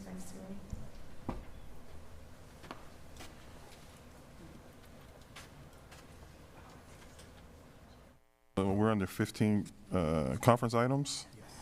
A, review of program plans for after-school entertainment and safety and expanding learning opportunities program, ELLP. Yeah, thank you very much, President Peterson. Pleased to introduce who are already up here, Dr. Dawes and Dr. Sonia Lopez Mercado, who's going to walk you through our ACEs and ELOP plans moving forward. Well, thank you. Yeah, good evening, President Peterson, Board, and Executive Cabinet. We are here this evening to update you on our new program plans and to hear your initial thoughts on some aspects of the direction of expanded learning programs in grades TK through 8. First of all, a little background information. We have 3 sources of funding for expanded learning programs in elementary and middle schools. Our programs began in 2002 when a private donor approached the district and offered to contribute money towards quality after-school programs. The district developed PEAK, or program enrichment for after-school kids, at a few of our schools with the greatest need. This anonymous donor continues to generously contribute every year, and we currently earn about $300,000 per year through that. Since then, we've been fortunate to earn ACES grants at many of our Title I schools, and ACES is after-school enrichment and safety, and all of the schools and grade levels that you see are in the green on the chart on the next slide. So the green cells represent those sites and grade levels where we have ACES grants. And then we are also eligible for, those earn us approximately $150,000 in the elementary grades and about $200,000 per school in the middle school grades. And they're up for renewal every 3 years. We're actually reapplying this month right now, as well as applying for a few new sites. No, we're here for a few. Not that quick. Also, a few years ago, California greatly increased after-school programming to add additional expanded learning opportunities, which you know is ELOP. These are designed for all unduplicated pupils in grades TK through 6. For those in the public who may not know what unduplicated is, it refers to those students who are identified as homeless, foster, low income, or English learner. We are grateful to receive approximately $6 million per year in ELOP funding, and it is based on apportionment, or the number of students in grades TK through 6 who are unduplicated. ELOP has allowed us to expand, so we are offering quality expanded learning programs at every elementary and middle school in our district, and you can see that on the chart here. All of the schools and grade levels you see in yellow are funded by ELOP, and we prioritize our unduplicated pupils in those programs. Where space and staffing allow us to take some non-unduplicated pupils in ELOP schools, we do, but there are not many instances of that. Since the ELOP funding began in 2021 and we really began expanding in 2022, we were fortunate to have carryover funds for about 3 years.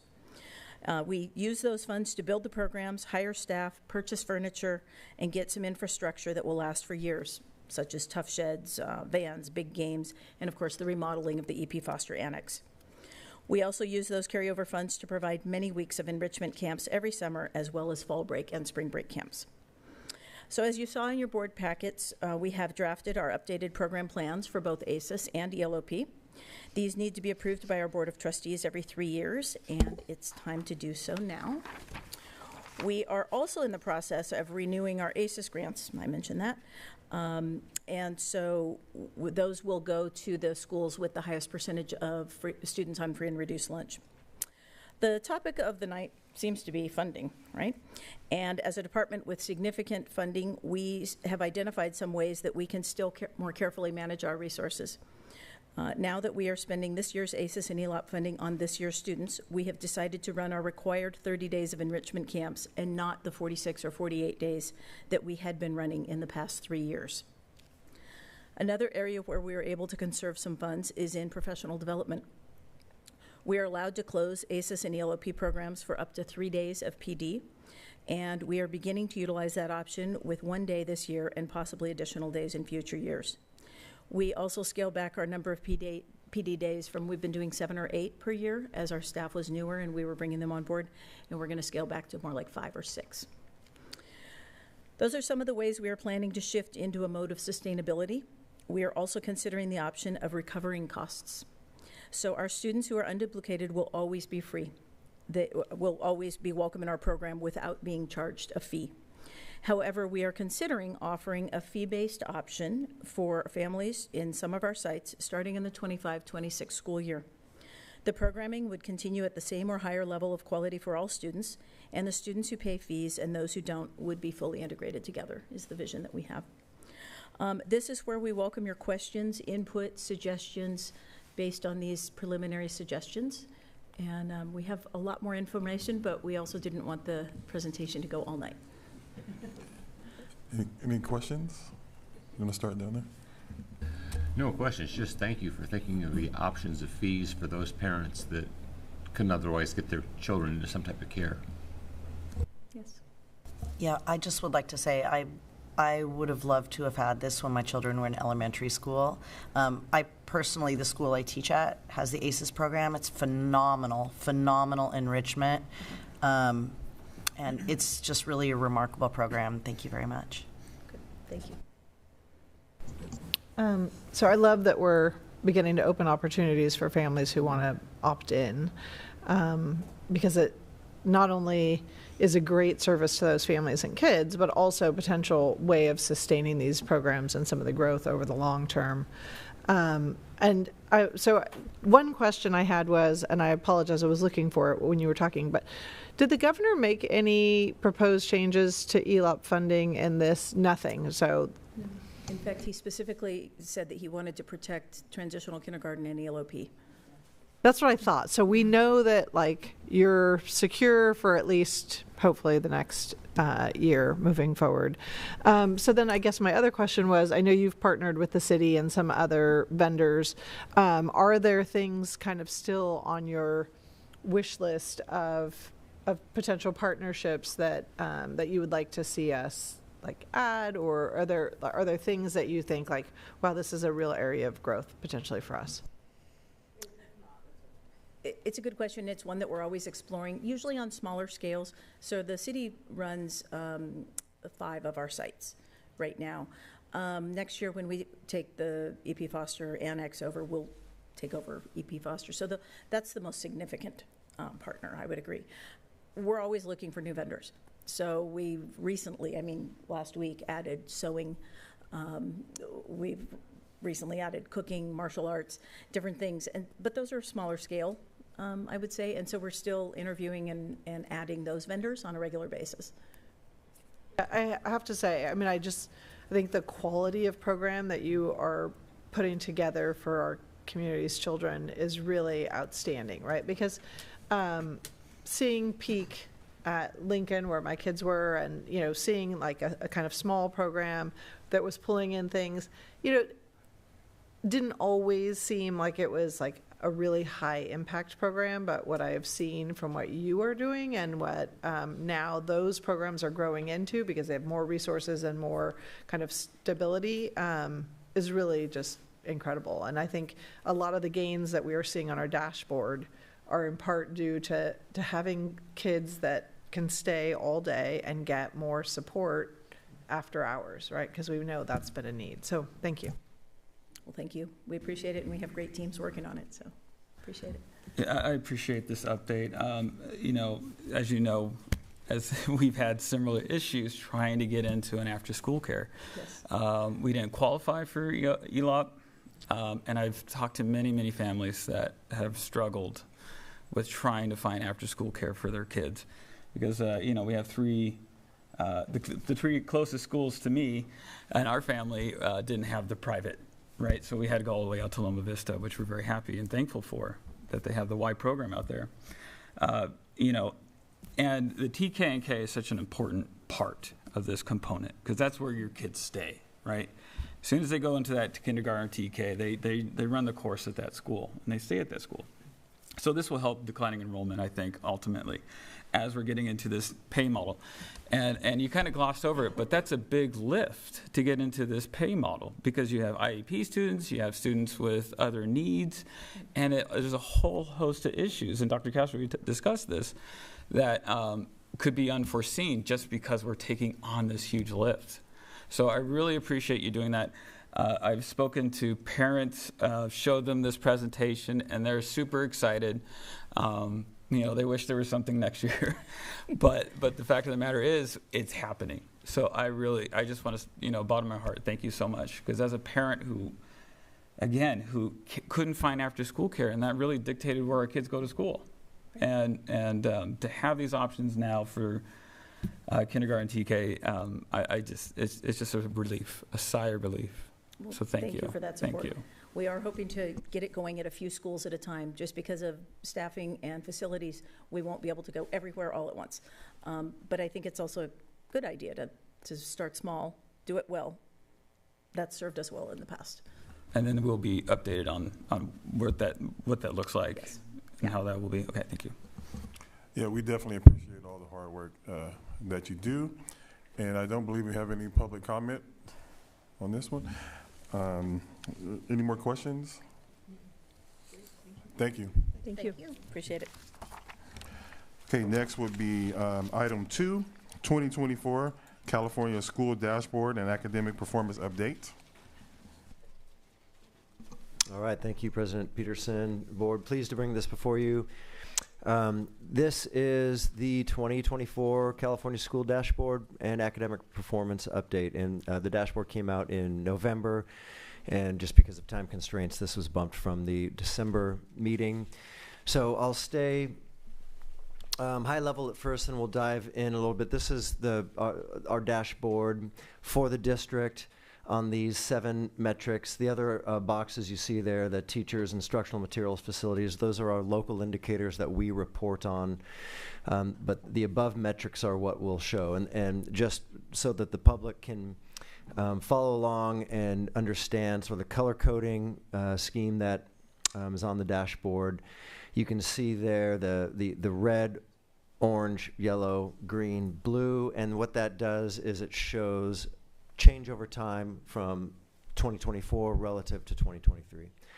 So you're either maintaining, you're improving, or you're declining relative to last year. So these metrics for us are mixed. There's a lot of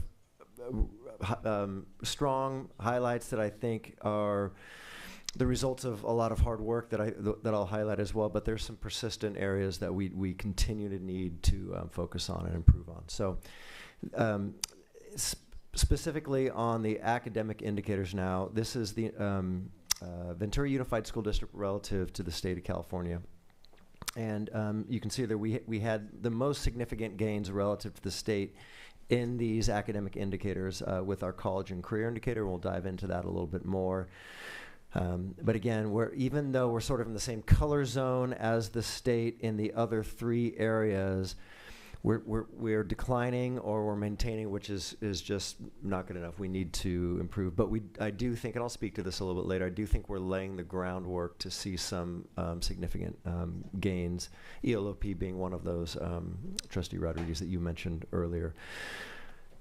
So let's dive in a little bit to the English language arts components here. So we have our student groups. And we have some things to celebrate, particularly with foster youth. And the foster youth student group is one of the groups that whose metrics have qualified us for differentiated assistance.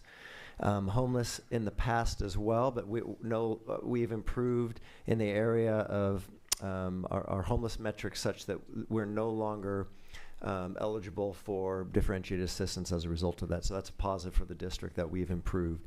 And that significant point of increase there for foster youth is noteworthy as well. However, as you can see, we have several other student groups that declined in English and language arts. So we know this is an area of concern and need for improvement for us. And again, I'll speak to it a little bit later about how I think we're laying the groundwork for increased growth. And again, Trustee Rodriguez, you noted the decodables on the contract list.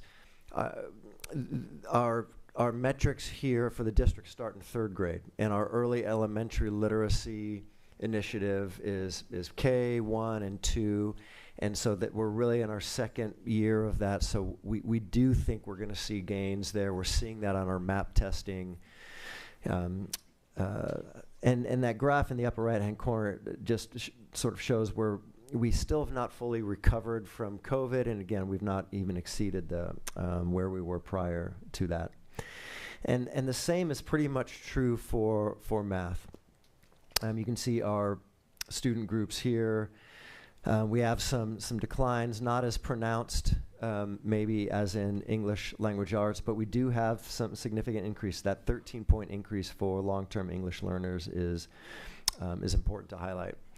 And my hope is that, particularly in math, my hope is that that's a result of us being more intentional about how we're lesson planning for our English learners, our multilingual learners, how we are intentionally targeting them with academic language instruction in our content area subjects. So, and again, this is similar to our English language arts metric, where we're still hovering below where we were sort of right around the COVID era. So absolutely some areas for growth. And again, I think I'll highlight the literacy initiative component of this. A lot of math, particularly in early elementary, is words-based. It's increasingly language-based. And so those two things are very much connected. And also, even though it's not in this report because it was just sort of a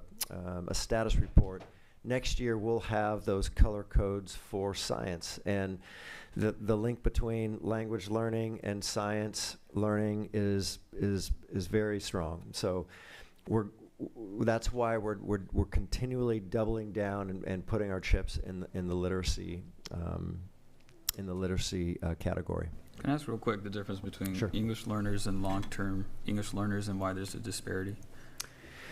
Yeah, so long-term English learners it's a new category for us, particularly in our LCAP, where we have to respond to and we have to identify goals and actions for our long-term English learners.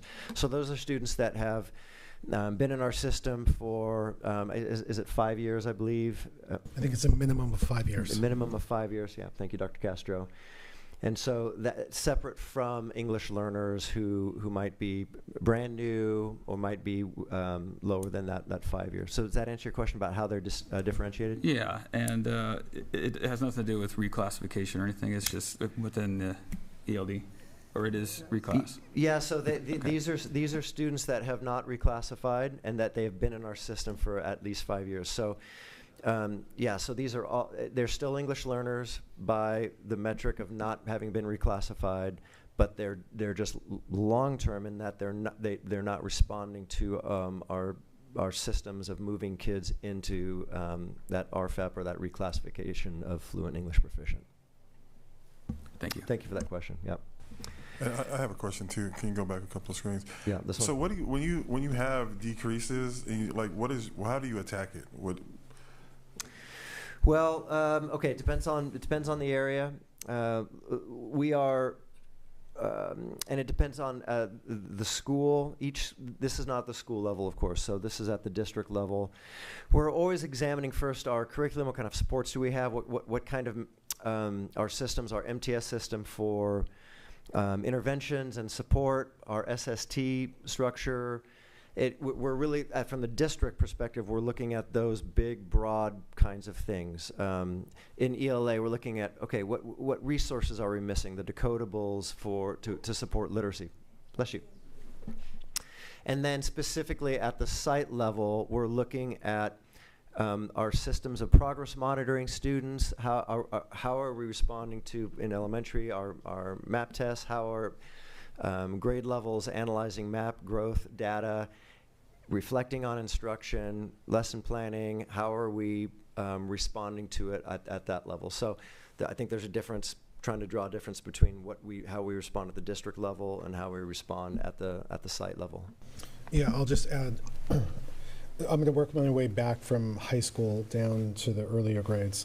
Over the previous few years, we've done several things, and I'll hand this over to you. But looking at our course taking patterns, a piece of this was touched upon earlier when we were looking at the pilot courses. So we've had some adjustments in mathematics. Early identification, Greg touched on this too, looking at those areas of transition between middle school and high school. And then additional supports, so interventions and more courses at the high school level. In middle school, it's a little bit more complex, the same things that we've talked about, also intervention, but then that early identification, and that's where you start to layer in like the SST work that we're doing too. The SST, not to say that it isn't also needed in high school, but it's just different. As we work our way closer down to elementary, the earlier interventions matter, and I want to couple what Greg was talking about with the literacy piece. The focus on literacy does provide a foundation for success in mathematics, but it's not enough. What I do want to call attention to is, despite the structured supports that we've put in place, and I want to also support what Greg said. He went through it very quickly. In our NWEA MAP assessments, part of what has been really exciting about that is the assessment results themselves provide some details to the teachers as to what are those areas in need of support, and then the regrouping. Trustee Rodriguez, you were talking about this earlier when we talked with the intervention teachers. We don't hear as much about the mathematics, but when they talk about it, they talk in very similar ways as to the reading intervention, that it helps with the regrouping and the reteaching, whether that's happening individually and in small groups in the instruction, or on the occasion where that's happening with intervention teachers. But again, I want to reiterate that by and large, if at the elementary level, although we know that we need that support with math, by and large, you're going to see an emphasis more on the reading intervention than the math. I mean, that's just generally how it goes. So starting with that early identification, the results, the reteaching, and then working its way up towards supports that are more structured, like Greg was talking about, in middle school and through high school. And then, of course, you see the results of that when we look at graduation rates and college and career. Those are some other indicators that is working for us better in high school than it had been. So I gave you a lot to add to, but what did I miss? Yeah, no, that's excellent. I'd also say at the district level, one of the newer initiatives, particularly in elementary, under Dr. Soledad Molinar, is the grade level collaboratives. And what they do with those grade level collaboratives is examine this kind of data, the MAP data, and they lesson plan together to try to get at these deficits that we're seeing broadly. So we're talking a lot about Tier 1 instruction, just fundamentally improving our Tier 1 instruction. Again, I mentioned it earlier. How are we explicitly teaching academic language to students? How are we teaching? How are we all literacy teachers, whether you're teaching math or science in that moment, or whether you're a math or science teacher in middle school?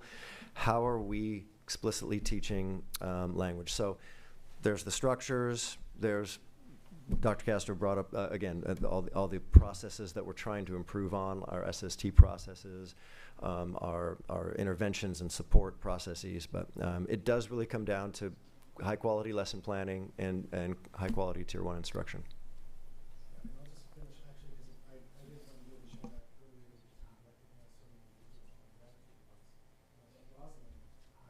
But Rosalind, I just wanted to give a shout out to teachers like her. We've done some classroom visits, not just on the co-teaching side, but everything that we just talked about. She, in our classroom visits in the middle school level, has spoken to each of those things. Spoken to the use of data, spoken to the use of regrouping, working alongside individuals who are trying to create the same things. A lot of those things, as we know, are good teaching in elementary, and the more that we can use those types of strategic prioritization of the classroom in regrouping in middle school. And quite honestly, I was a high school teacher. Even in high school, those things are gold. But to be able to do all the things that are required in those classrooms, especially when you have more kids, it's a real challenge, as we know. So just wanted to give her a shout out, and to teachers who are doing the kinds of work that teachers like her. And I know that what I'm going to say is going to sound very philosophical, but I do believe it's really important. And this is something that we emphasized at our most recent January 6th initial meeting with Dr. Victor Rios, who came and spoke to us.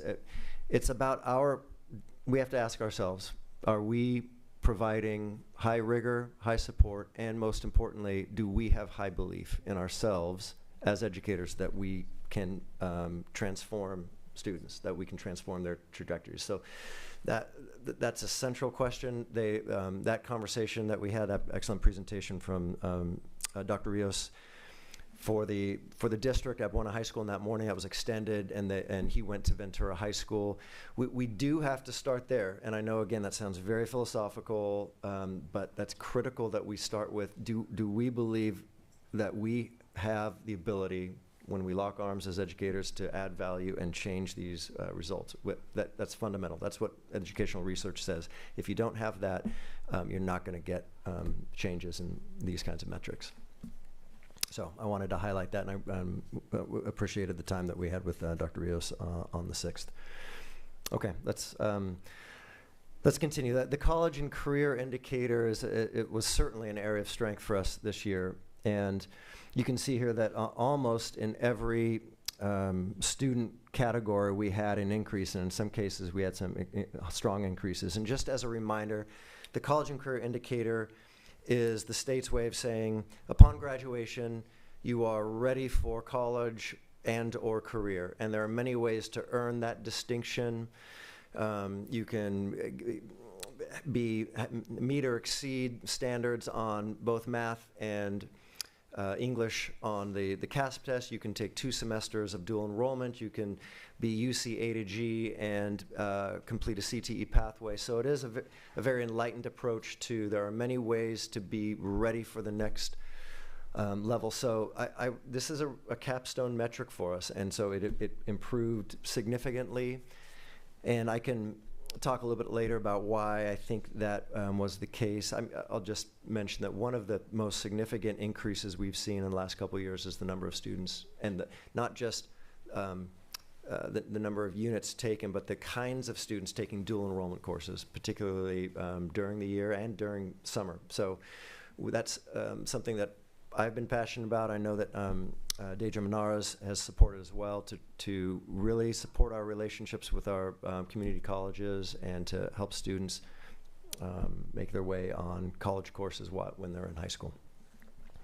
Dr. Bayless, I'm glad you mentioned that, because I actually had pulled up the college and career criteria because I couldn't remember exactly what they were. And I was wondering, you mentioned about the dual enrollment, and it seems like that has been a big push, but we've had some hurdles kind of in this last year. And so are you anticipating that those things are going to plague us next year, right, when we get our data? That's a fair question. First of all, I don't know for sure, But in general, this isn't just a one-year trend. We've seen over the last 5 years pretty steady increases on the number of students, and again, the breadth of students taking dual enrollment courses. There are some challenges in the dual enrollment world, but nonetheless, it does seem to be something that we've been able to overcome. What we'd like to see, the most difficult hurdle is getting those courses in our schools. That's the gold standard. It's like what we have at Pacific, and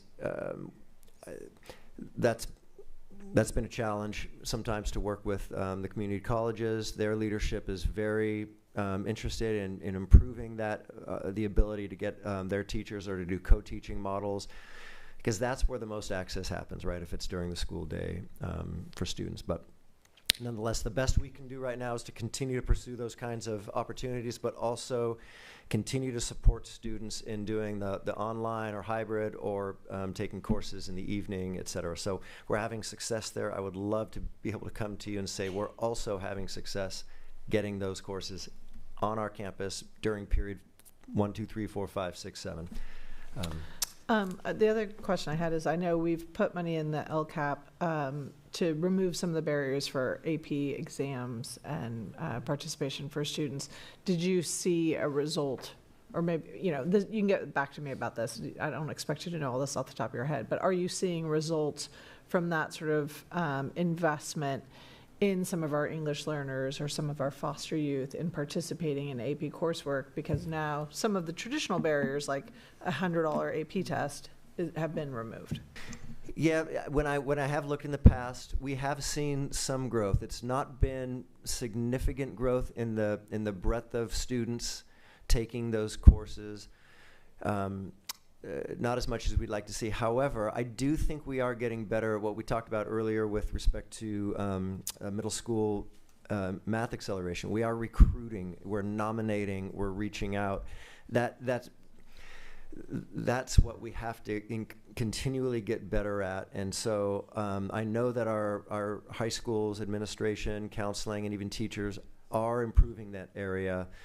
But we still have a long way to go, so for those courses to be representative of our schools at large. Greg, I do think this is a really good opportunity, since we're talking about English learners. I'm just going to say broadly, our emergent bilinguals. The last year we had our 8th grade students participate in the AP Spanish test. Can you just share that? Because I think that's a perfect example of that type of outreach that you're talking about. Yeah. Super exciting. There's traditionally been a concept, well, middle school students don't take AP courses.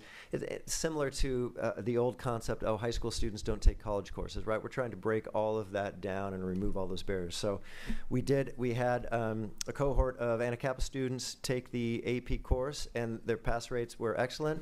And data, right? Anacapa and data? Oh, you're right. I'm yes. so sorry. Yes, Anacapa and data. Pass rates were excellent, but more so the students' self-efficacy and the pride that they had in a significant accomplishment. Like, those tests are intense. They're really hard. They take a lot of preparation. They're more intense than taking a college course, particularly in world language. So just want to commend the teachers and all the folks that made that happen, and I think we're going to continue with that. Yeah, thanks for reminding me about that. And how are these categories picked? Because I see, like, on the last slide, you had like African American, Hispanic, Asian, and you left out white, and then you have on this one no African American but 2 or more races. Like, how do you pick what you show? Do you do top so many and bottom so many, or how is that done? Greg, I can speak to that. Oh, sure. So part of the accountability model, very similar to when the state shows test results. My understanding is that for this level of analysis, the state will not show of that cohort when you have groups of less than 30 or less.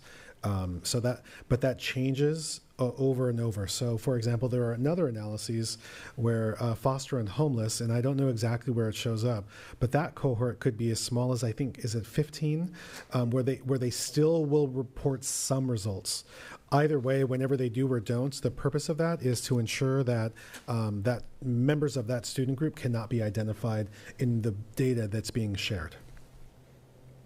But sorry, and then to add to that, in our district, I can't speak to other districts, but in our district, if you take a look at the 2 or more races category, there are a significant percentage of individuals whose parents and students identify as African American or Black will be in that 2 or more races category. So although they may not be represented in a separate category, we know anecdotally from our enrollment trends that many of the students are at least represented in that 2 or more races category.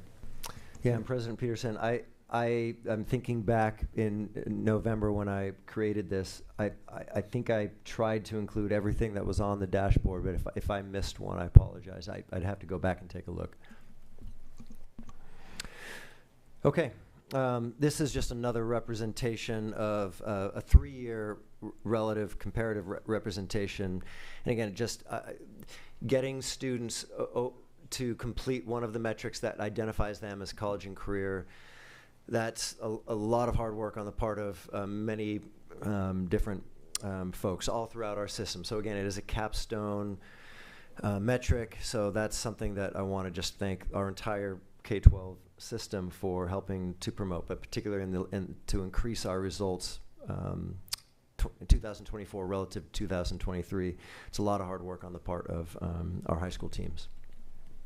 Okay, this is another area of success that we had in 2024 with suspensions. So you can see relative to the state, we're both in the green.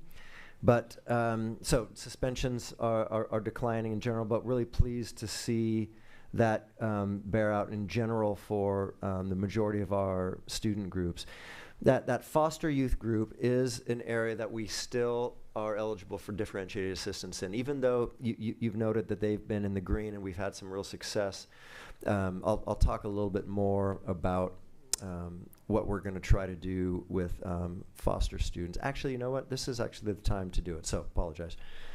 With suspensions, for example, one of the systems that we have is that whenever it looks like there's a possible suspension for a foster youth, there's a mandatory outreach to our student support services team to see if there's an opportunity for other means of correction. So we're also talking about kind of a case management strategy for our foster youth. Sometimes they can be a little bit difficult to identify, but nonetheless, that's something that we're talking about. We have a foster youth and homeless liaison at every site, and they work with our student support services team.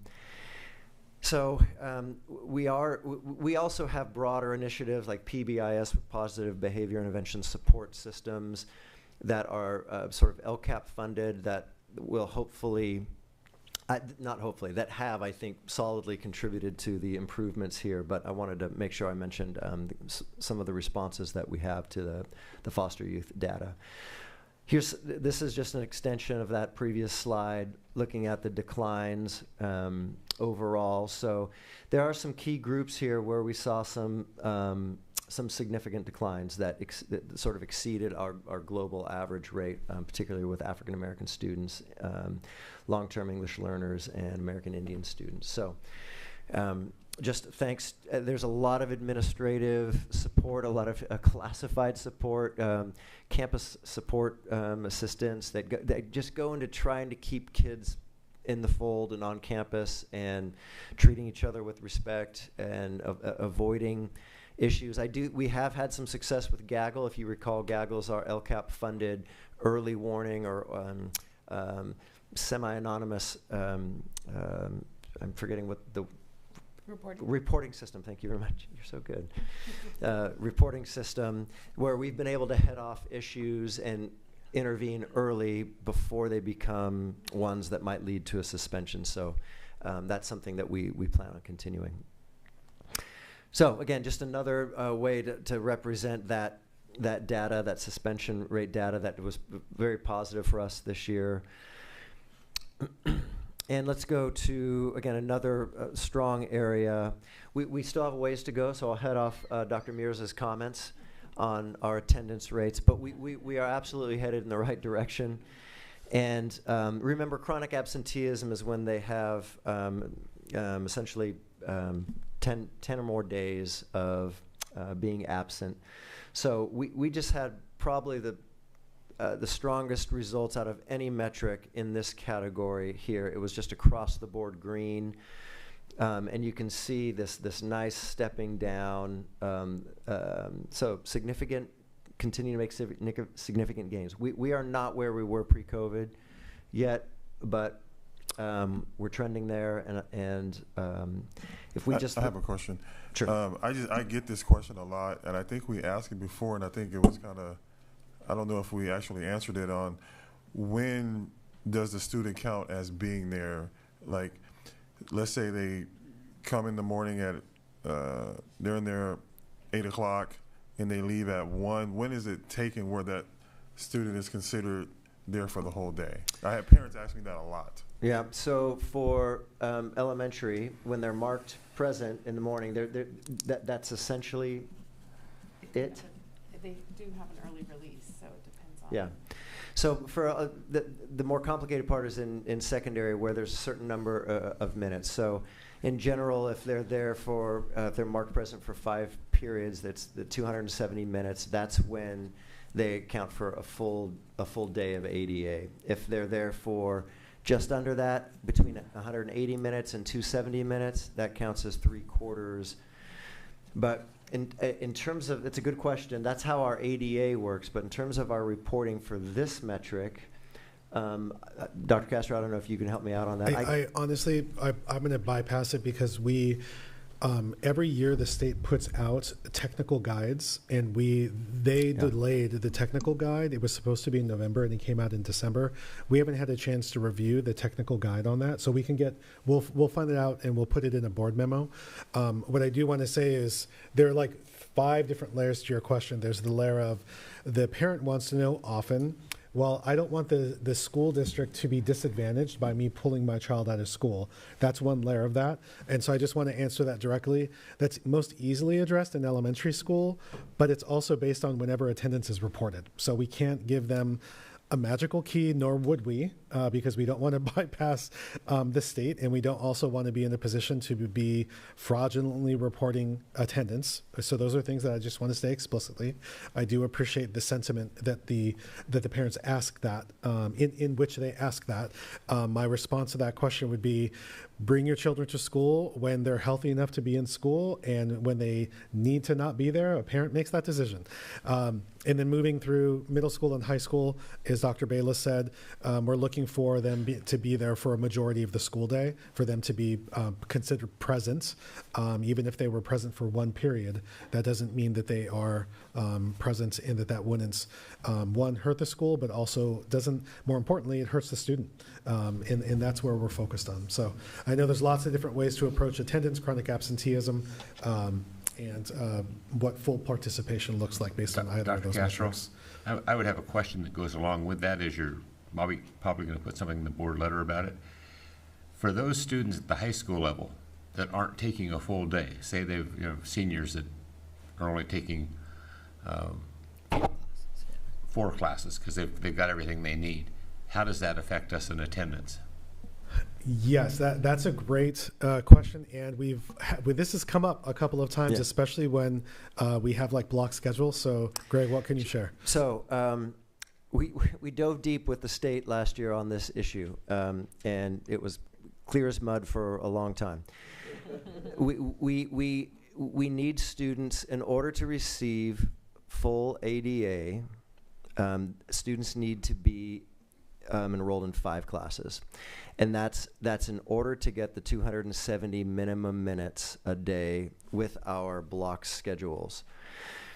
So now that presents a challenge, because for some students they might have internships that we can't record as a class period, or they might have even dual enrollment courses that they take, and we want to encourage that. So we're in that balance of, this really comes to a head on dual enrollment issues when students say, hey, I want to take 4 classes, which drops them below the 270 minutes. That puts them in the 180 to 270, which is 3/4 ADA. And so we want to encourage that, but we also have a financial responsibility because we have to, based on that student being there, we don't know if they're going to take a dual enrollment course or not. So we have to staff as if they're going to take a full day. So that's the way we've tried to explain it to parents. There was a time last year where we thought that the guidance from the state was such that we could allow students to go 4 periods a day and then take multiple dual enrollment courses, but we had to backtrack on that with the start of this new year and say it's got to be 5. Now, we do have some administrative discretion for really good cases where it just doesn't make any sense, or when we have really good evidence that the students, they're doing work experience, even though if we don't have the mechanism to track that as a period, or they have an internship or something. So we try to be flexible, but we also have to respect the fact that we have to staff as if they were in 6 periods a day. And the question comes from response for a couple of parents with some high functioning students, but they get that chronic absentee letter all the time, and they're just concerned that it just doesn't match. Where you have a person that could be having a 4.2 GPA, but then they constantly get that letter, every time. So I get that question quite often because they think their student is doing well, but they're constantly getting that chronic absentee letter. Yeah, so that's a little different than this. That's if a high performing student just wasn't coming to school. So we have an obligation to make sure that student stays high performing, and there is a connection between attendance and being high performing. So we don't suppress letters based on GPA, based on anything. We have to treat all students. Attendance matters for all students, and so those letters go out based on their attendance. That's different than whether or not they're taking 4 or 5 periods on the ADA side. Yeah, and I'll just add to that. This came up a couple of years back. Dr. Dannenberger, you may remember in our PAC meeting, they asked for this data. And what's unique about our district at that time, we haven't run the data broken down by socioeconomic status, but now in this adds to what you're saying. At that time, 2 years ago, it was really clear it was split. It was students in higher need areas, chronically absent, but then it was our families that weren't in those high socioeconomic need. It was just families of means. I agree with everything that Greg has said, but what I do want to say is, regardless of one's socioeconomic status and regardless of their performance, we do know that students who miss a lot for whatever reason, even if they're capable of coming back, sometimes, not always, but sometimes it adds just a level of anxiety for kids. You start to see it in early elementary. They get a little bit disoriented and a little bit dysregulated. And in particular, as you go through high school, even our highest performing students, they may miss 1 or 2 days, and there is a sense of feeling behind and maybe out of place. And so I just want to take the time to say, regardless of one's demographics, in particular at the high school level, and in particular for those who are pushing themselves with a high course load, that sense of absences can create just a sense of feeling overwhelmed at times. Not all times, not for all learners, but it is something that I would want to share with families as they consider when their students are or are not in school. This is a good time, I think, to add that our newly constructed calendar for this year, where we ended our semester prior to winter break, that produced significantly better attendance in the week prior to winter break, which was our #1 lowest week of attendance when in our old system, when the end of the semester happened later in January. So I'm looking at the 4 high schools this year relative to last year. That last week prior to winter break, increases of 7%, 2%, 3%, 5%, 7%. And this is day by day by day, 3%, 5%, 4%, all the way. So in some cases, close to 8%, and so some significant improvement. So our systems matter. You were going to mention something? 10%. Yeah. Oh, there's a 10%. Did we see a subsequent drop in the first week of January? You know what? I haven't asked for that. I haven't asked for that data, but I will, and I'll get back to you. Because I mean, if people are going to take a vacation right? Like, they might still be taking a vacation, they're just now not taking it during finals week, instead they're taking it. Yeah, let me look into that. Okay, on to our next metric, graduate. I did have another question though. In light of the time, obviously this is why we're all here. So like, I don't want to cut it short, but I do want to ask, I would love to get this data broken down by our individual schools, and rather than having to click through it on the website, which obviously anyone can do, it's public. So are we going to get more of this, or I know usually you try and limit it to only 30 slides, but are we going to get more information? I'm happy to do that. We can absolutely put that together in a board memo. We'll send these other metrics because we already have them ready. Going through the school, the dashboard, breaking it down by school. There's lots of different ways to do that. We'll try and find the way that is best, where we use your time best, where those pieces are consolidated. So I'm just sharing that in that it may be that we can run reports by metric where it lists all schools, as opposed to having a school where it lists all metrics. Okay, yeah. Because one of the things that I think I would like to understand better is, we've made literacy a core value and board priority, right? So as we look at, say, all of our elementary schools, where are we seeing growth? Where are we seeing, not growth or lack of improvement? And then, what are the supports that we're building in to try and overcome those things, right? So being able to more explicitly tie the work that we're doing and the investments that we're making and what their outcomes are. And we're having some great conversations, but I think we're going to need to take a vote to extend to 10:30. Looking what presentations that we actually have left. So I'll entertain a motion. I would move that we extend to 10:30 in order to be able to get the bond presentation. I'll second. Yes. Trustee Perez? Yes. Trustee Rodriguez? Yes. Trustee Forsythe? Yes. And Trustee Peterson? Yes. And the motion carries 5-0.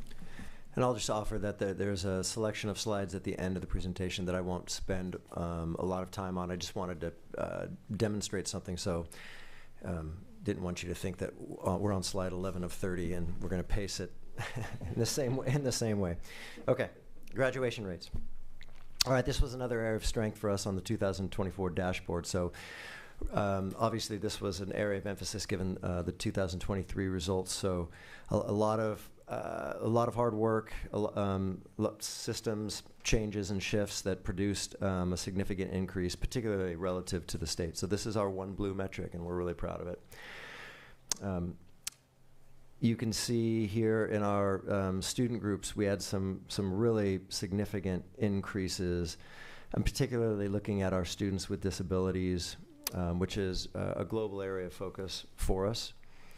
And that long-term English learner increase is also pretty significant. So I'll just say that we know that we had a little bit of a data problem in the 2023 year, but it did prompt us to, I think, improve our systems. We have LCAP funded credit recovery teachers with full classes. We're always emphasizing, but we did it with increased vigor this last summer, credit recovery during the summer. Our cooperation and connectivity with VACE and getting kids over the finish line through VACE significantly improved. And honestly, if you ask principals and counselors and APs what produced the results, it's just a lot of nagging, honestly. It's a lot of professional nagging. So real quick, with the student with disability graduation, I should have asked this before I submitted it, but it just came up now. Is this diploma or certificate graduation, or is it a combination of both? This is diplomas. Oh, wow. Yeah. That's a huge increase. Yep. Well done. Thank you. Yeah. Yeah, and I'll actually use that as an opportunity to go back to the groups that were eligible for differentiated assistance. 2 years ago, we had 4 student groups, one of which included students with disabilities. We were targeted by the state for needing, not desiring, but needing to improve performance for 4 student groups. Last year, that dropped to 2, just as Greg said, in homeless and foster youth. Now we're down to foster youth. That isn't to say that our systems need to continue to work for more students across a variety of areas. We know that, in particular in the areas of English, language arts, and mathematics. However, we are clearly headed in the right direction. And in particular, I feel, and I know the board is aware of several initiatives related to improving outcomes for students with disabilities. Thank you so much. Okay, last couple of metrics here on the dashboard. The English language performance indicator, affectionately known as the ELPI. This is something that we struggled with a little bit. There's a couple reasons for it, but we continue to emphasize our academic language instruction, that first tier, first instruction in these classes, and also all the partnerships that we have with families, our family liaisons, and we're also trying to emphasize some test-taking skills and test-taking perseverance. So we're doing some more things with those students in Dr. Molinar's office to help them really sustain themselves during the test. One of the challenges that we had with the test last year is that the state made it longer than expected and typical, but not for all schools. They piloted some items, and we were one of the lucky districts to pilot those items, so it got long. Nonetheless, this is an area that we continue to focus on, because the nexus between this and how these students, these high need students, are doing in our other areas are obviously really critical for us.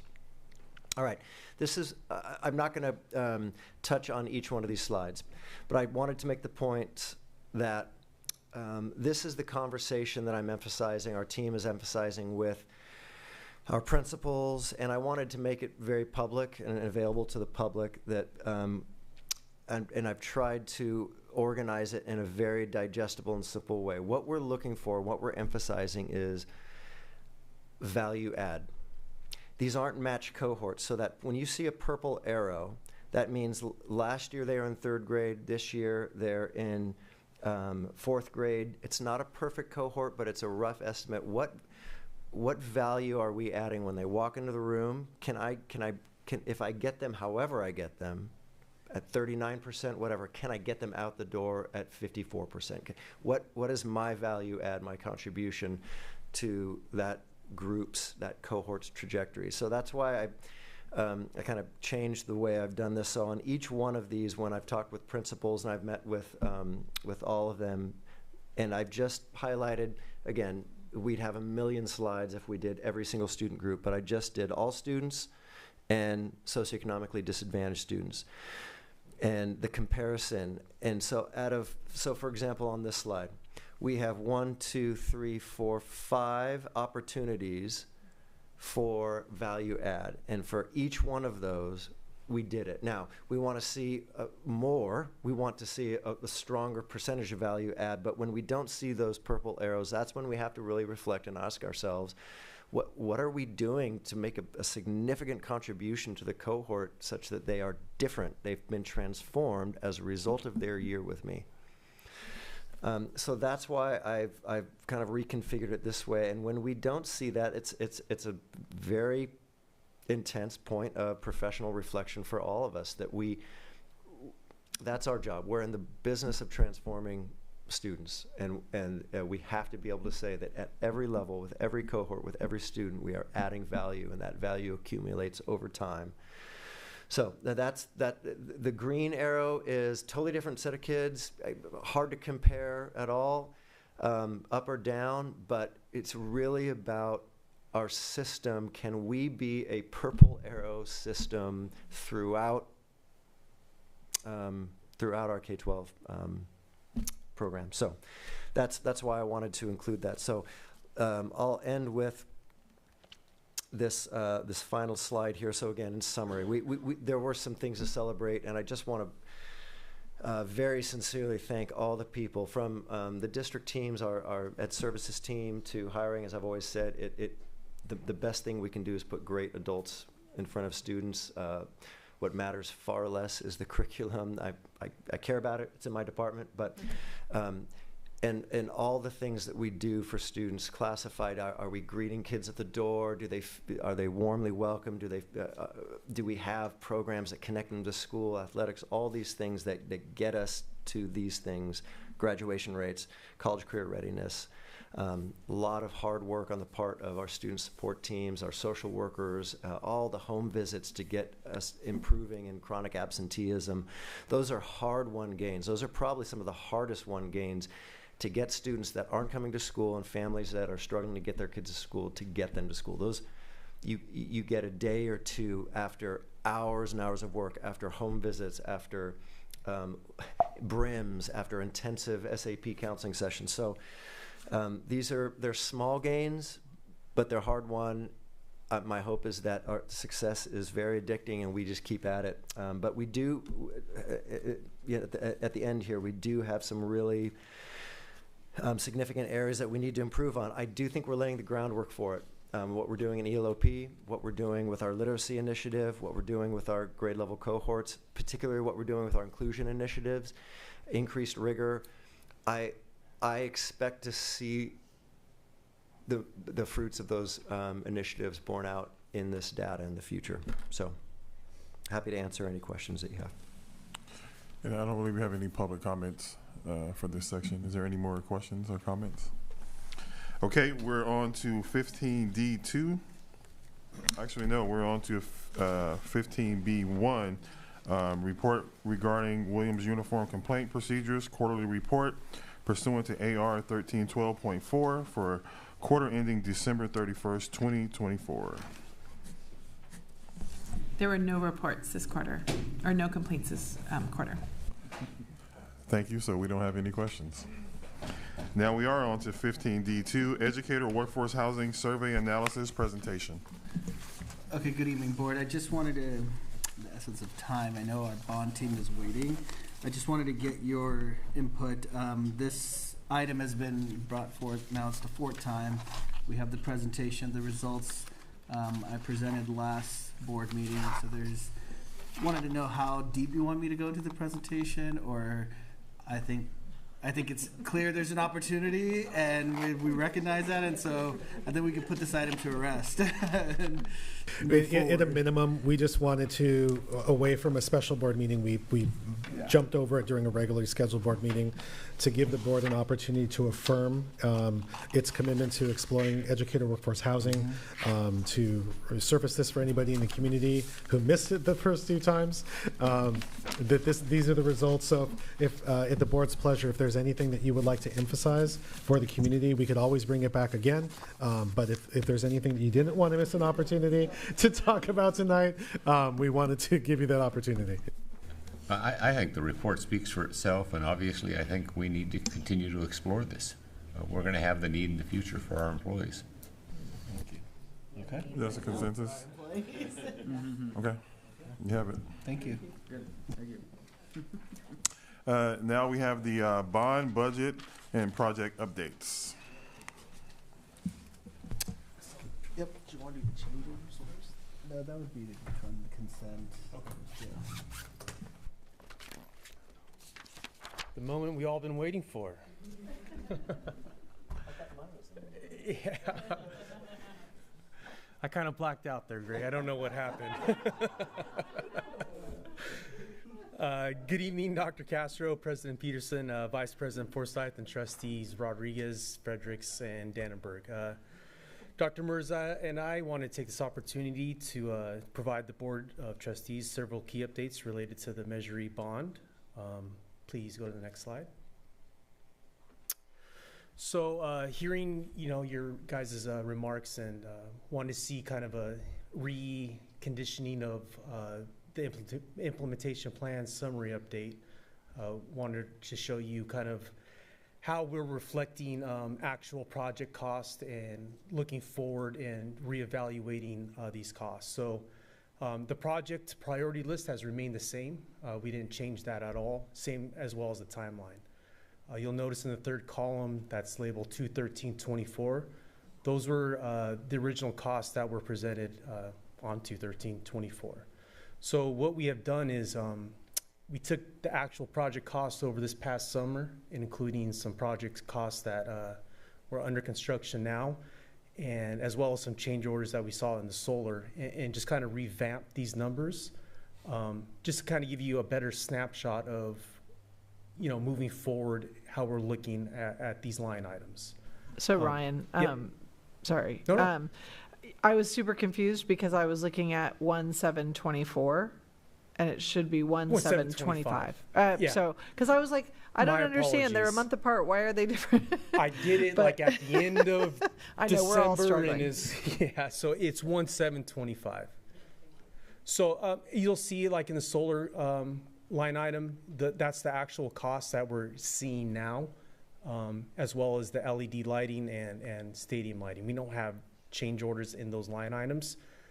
Perimeter fencing, we're seeing costs kind of escalate, so we reflected those changes in that line item. The big differences we'll see are going to be roofing and playground equipment. We kind of have a better idea of what roofing will be at. The big swing that we're seeing is we just didn't know the condition of the roofing underneath, and we still don't. But the kind of the mechanisms we put into the bid documents, trying to capture and solidify the decking cost and fascia repair cost, has given us a better snapshot of how we're going to be trending in the future. Same with playground. We literally took that at the time of 21324, the size of the original footprint, of the existing footprint, and just put a square footage cost to that. What we're seeing now is with the addition of inclusive play, bigger footprint is needed, as well as larger fall zones, and the big thing is swing. So that just really gave us a bigger footprint, which incurs a larger cost. So if we go all the way down to the bottom, you'll see that we're still maintaining that same estimated total cost. We're still going to be conscious of project costs moving forward, and as we continue to see projects getting passed, we'll continue to update this as well. So it's kind of we're only a year into this, but it's drastically changed in that past year. So we're going to continue to tighten the screws and try to get a better snapshot to provide you guys. And if there's an opportunity to elevate some priorities, we definitely want to hear that feedback from you guys. So next, we wanted to go ahead. On that slide, sorry, Yeah. I just had a question. Sure. So on the perimeter fencing, Yes. how much of that increase is due to kind of trying to make our fences more attractive, and how much of it is just materials cost that has gone up? Most of it is due to ADA costs. So with the 7 campuses that were identified as open, we're re-identifying path of travel and ADA accessibility. And that was kind of an unknown cost at the time. So when we re-identify, path of travel, we don't know what the ramping system is going to be, what, work we need to do in the parking lot to get, from the, accessible parking to the office, for example. So I would try to capture that as much as I can in that cost. Not really seeing a huge cost in material.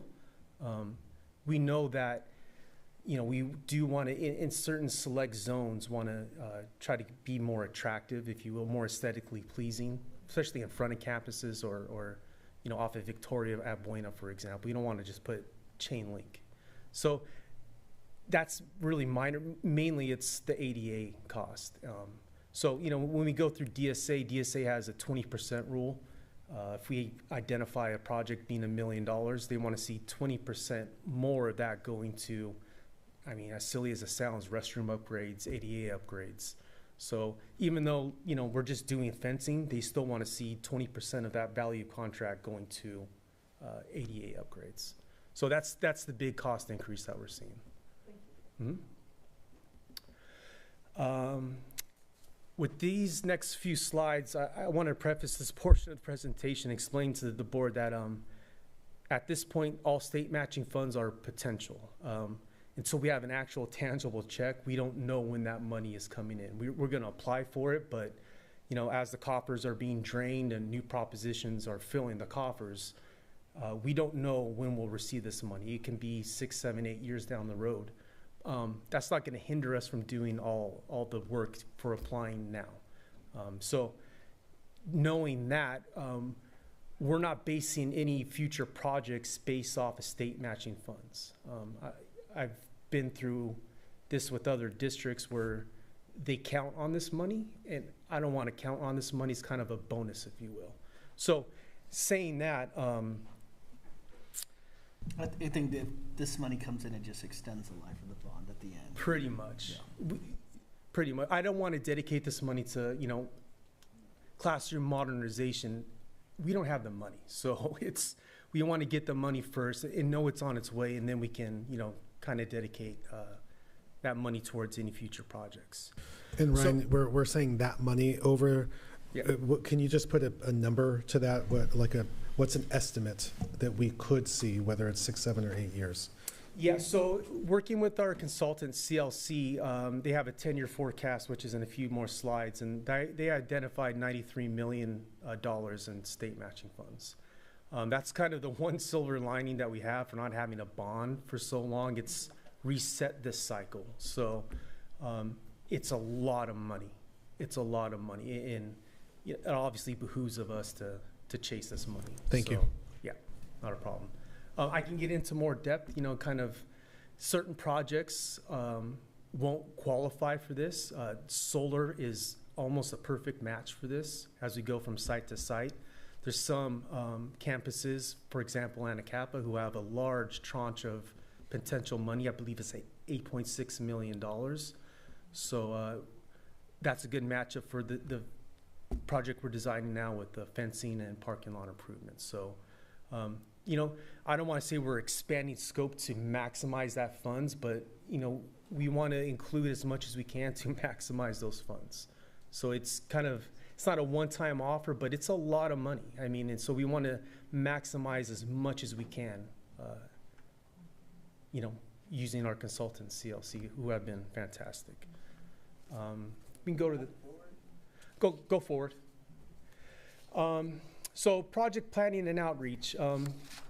If you guys recall, we shared this slide on the February 14th of last year board meeting, and it kind of gave us directions on how we want to proceed with project outreach, dependent on the project. So playgrounds, aquatic facilities, campus securities, program functions of campus. We really want to reach out to specifically the sites, and depending on the project, the community.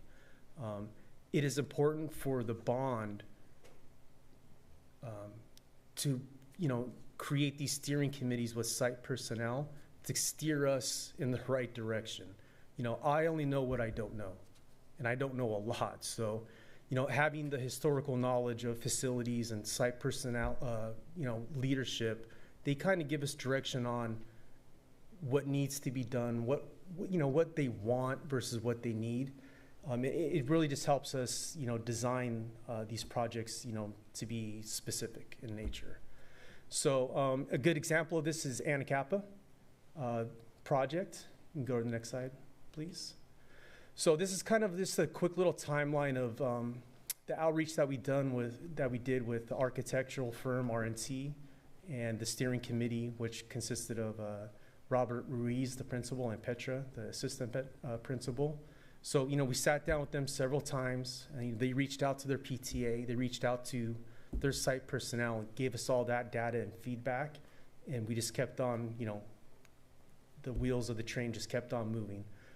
It ultimately landed us having a community town hall on December 10th, and we kind of just gave the community members that showed up basically just a quick overall experience on how we did, the design phase and the options that we have, and gave them the opportunity to provide us feedback and insight as well. So we're kind of at this point now where we got all this design and feedback, and we're pushing forward with this project. So these are some of the options that we laid out with the community, as well as with site personnel, the steering committee. And everything, of course, has pros and cons. And everything, of course, with these options has a dollar cost to it. So, we still want to remain budget conscious. We still want to, address as many needs and wants as possible, but also remain, within budget. So, in this slide, for example, it was important for the site to have 2 drop-off and pickup zones for the parking lot. That way, it gives a better opportunity and, and a safer environment for kids during the crazy times of pickup and drop-off. So, if I recall correctly, I think we landed on option 3. Yeah, correct. So, option 2 by far was the most expensive. It looks beautiful, it's great, but it's not necessary. And we don't want to get into the environment of taking away play facilities and basketball courts for parking lot. So option 3 kind of checked all the boxes. It does reduce the basketball court footprint, but it addresses a lot of the safety needs of pickup and drop off, the queuing line off of Mills. Next slide. In this one, we went through option 3. And this is the engineer's estimate we have for each option, just for you guys to kind of take a snapshot look at it, and the time and effort that the design team has put into this. So we can keep on going this on.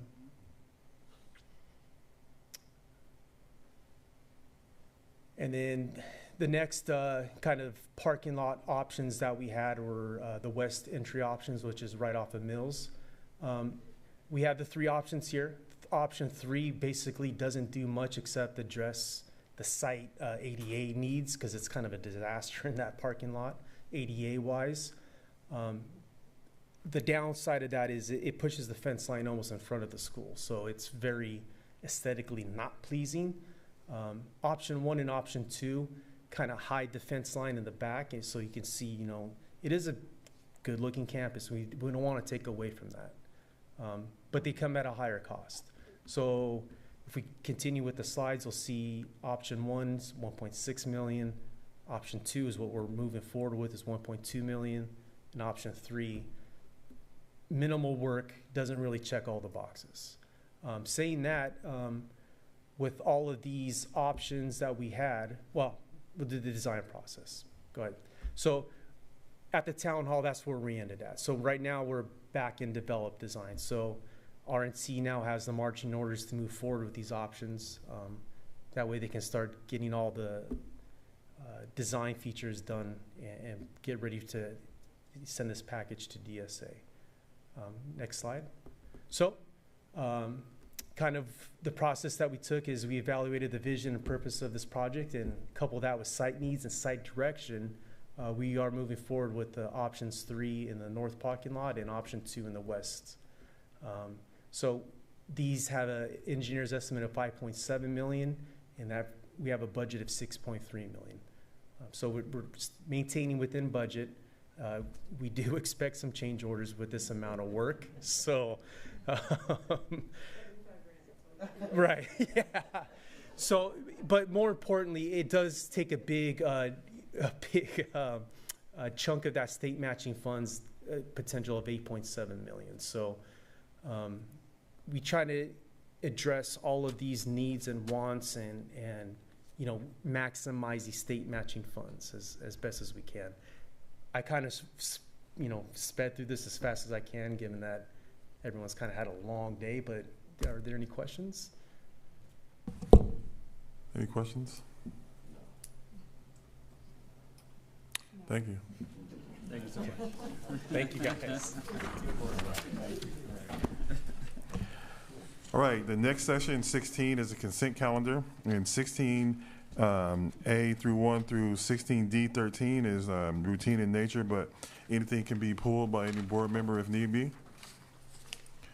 I'm not seeing anything, so I can entertain a motion. Move approval of consent calendar. Second. Thank you. Vote as follows. Trustee Hannaford. Yes. Trustee Fredericks. Yes. Trustee Rodriguez. Yes. Trustee Forsythe. Yes. And Trustee Peterson. Yes. Thank you. Motion carries 5-0. Okay, we're on to board reports. Do we have any board reports or any ad hoc committees? Can I just recommend that in light of the hour that we just hold those until next time? Absolutely. So we will go into future board items, or we want to just adjourn? I'll just note that we will be adding artificial intelligence to the April 8th meeting, and then going forward, as discussed last time, you'll have two dates. One, the date that it was surfaced, and then the date that it's proposed. So that date will look different. And then also to remind the board, the Food and Nutrition Services update in next month will include the portion that was brought forward related to recyclables in that. So those are two items in one. Okay, if there's not anything else, I'll entertain a motion for adjournment. So moved. Second. Thank you. Vote as follows. Trustee Hannaford. Yes. Trustee Fredericks. Yes. Trustee Rodriguez. Yes. Trustee Forsythe. Yes. And Trustee Peterson. Yes. Thank you. Motion carries 5-0.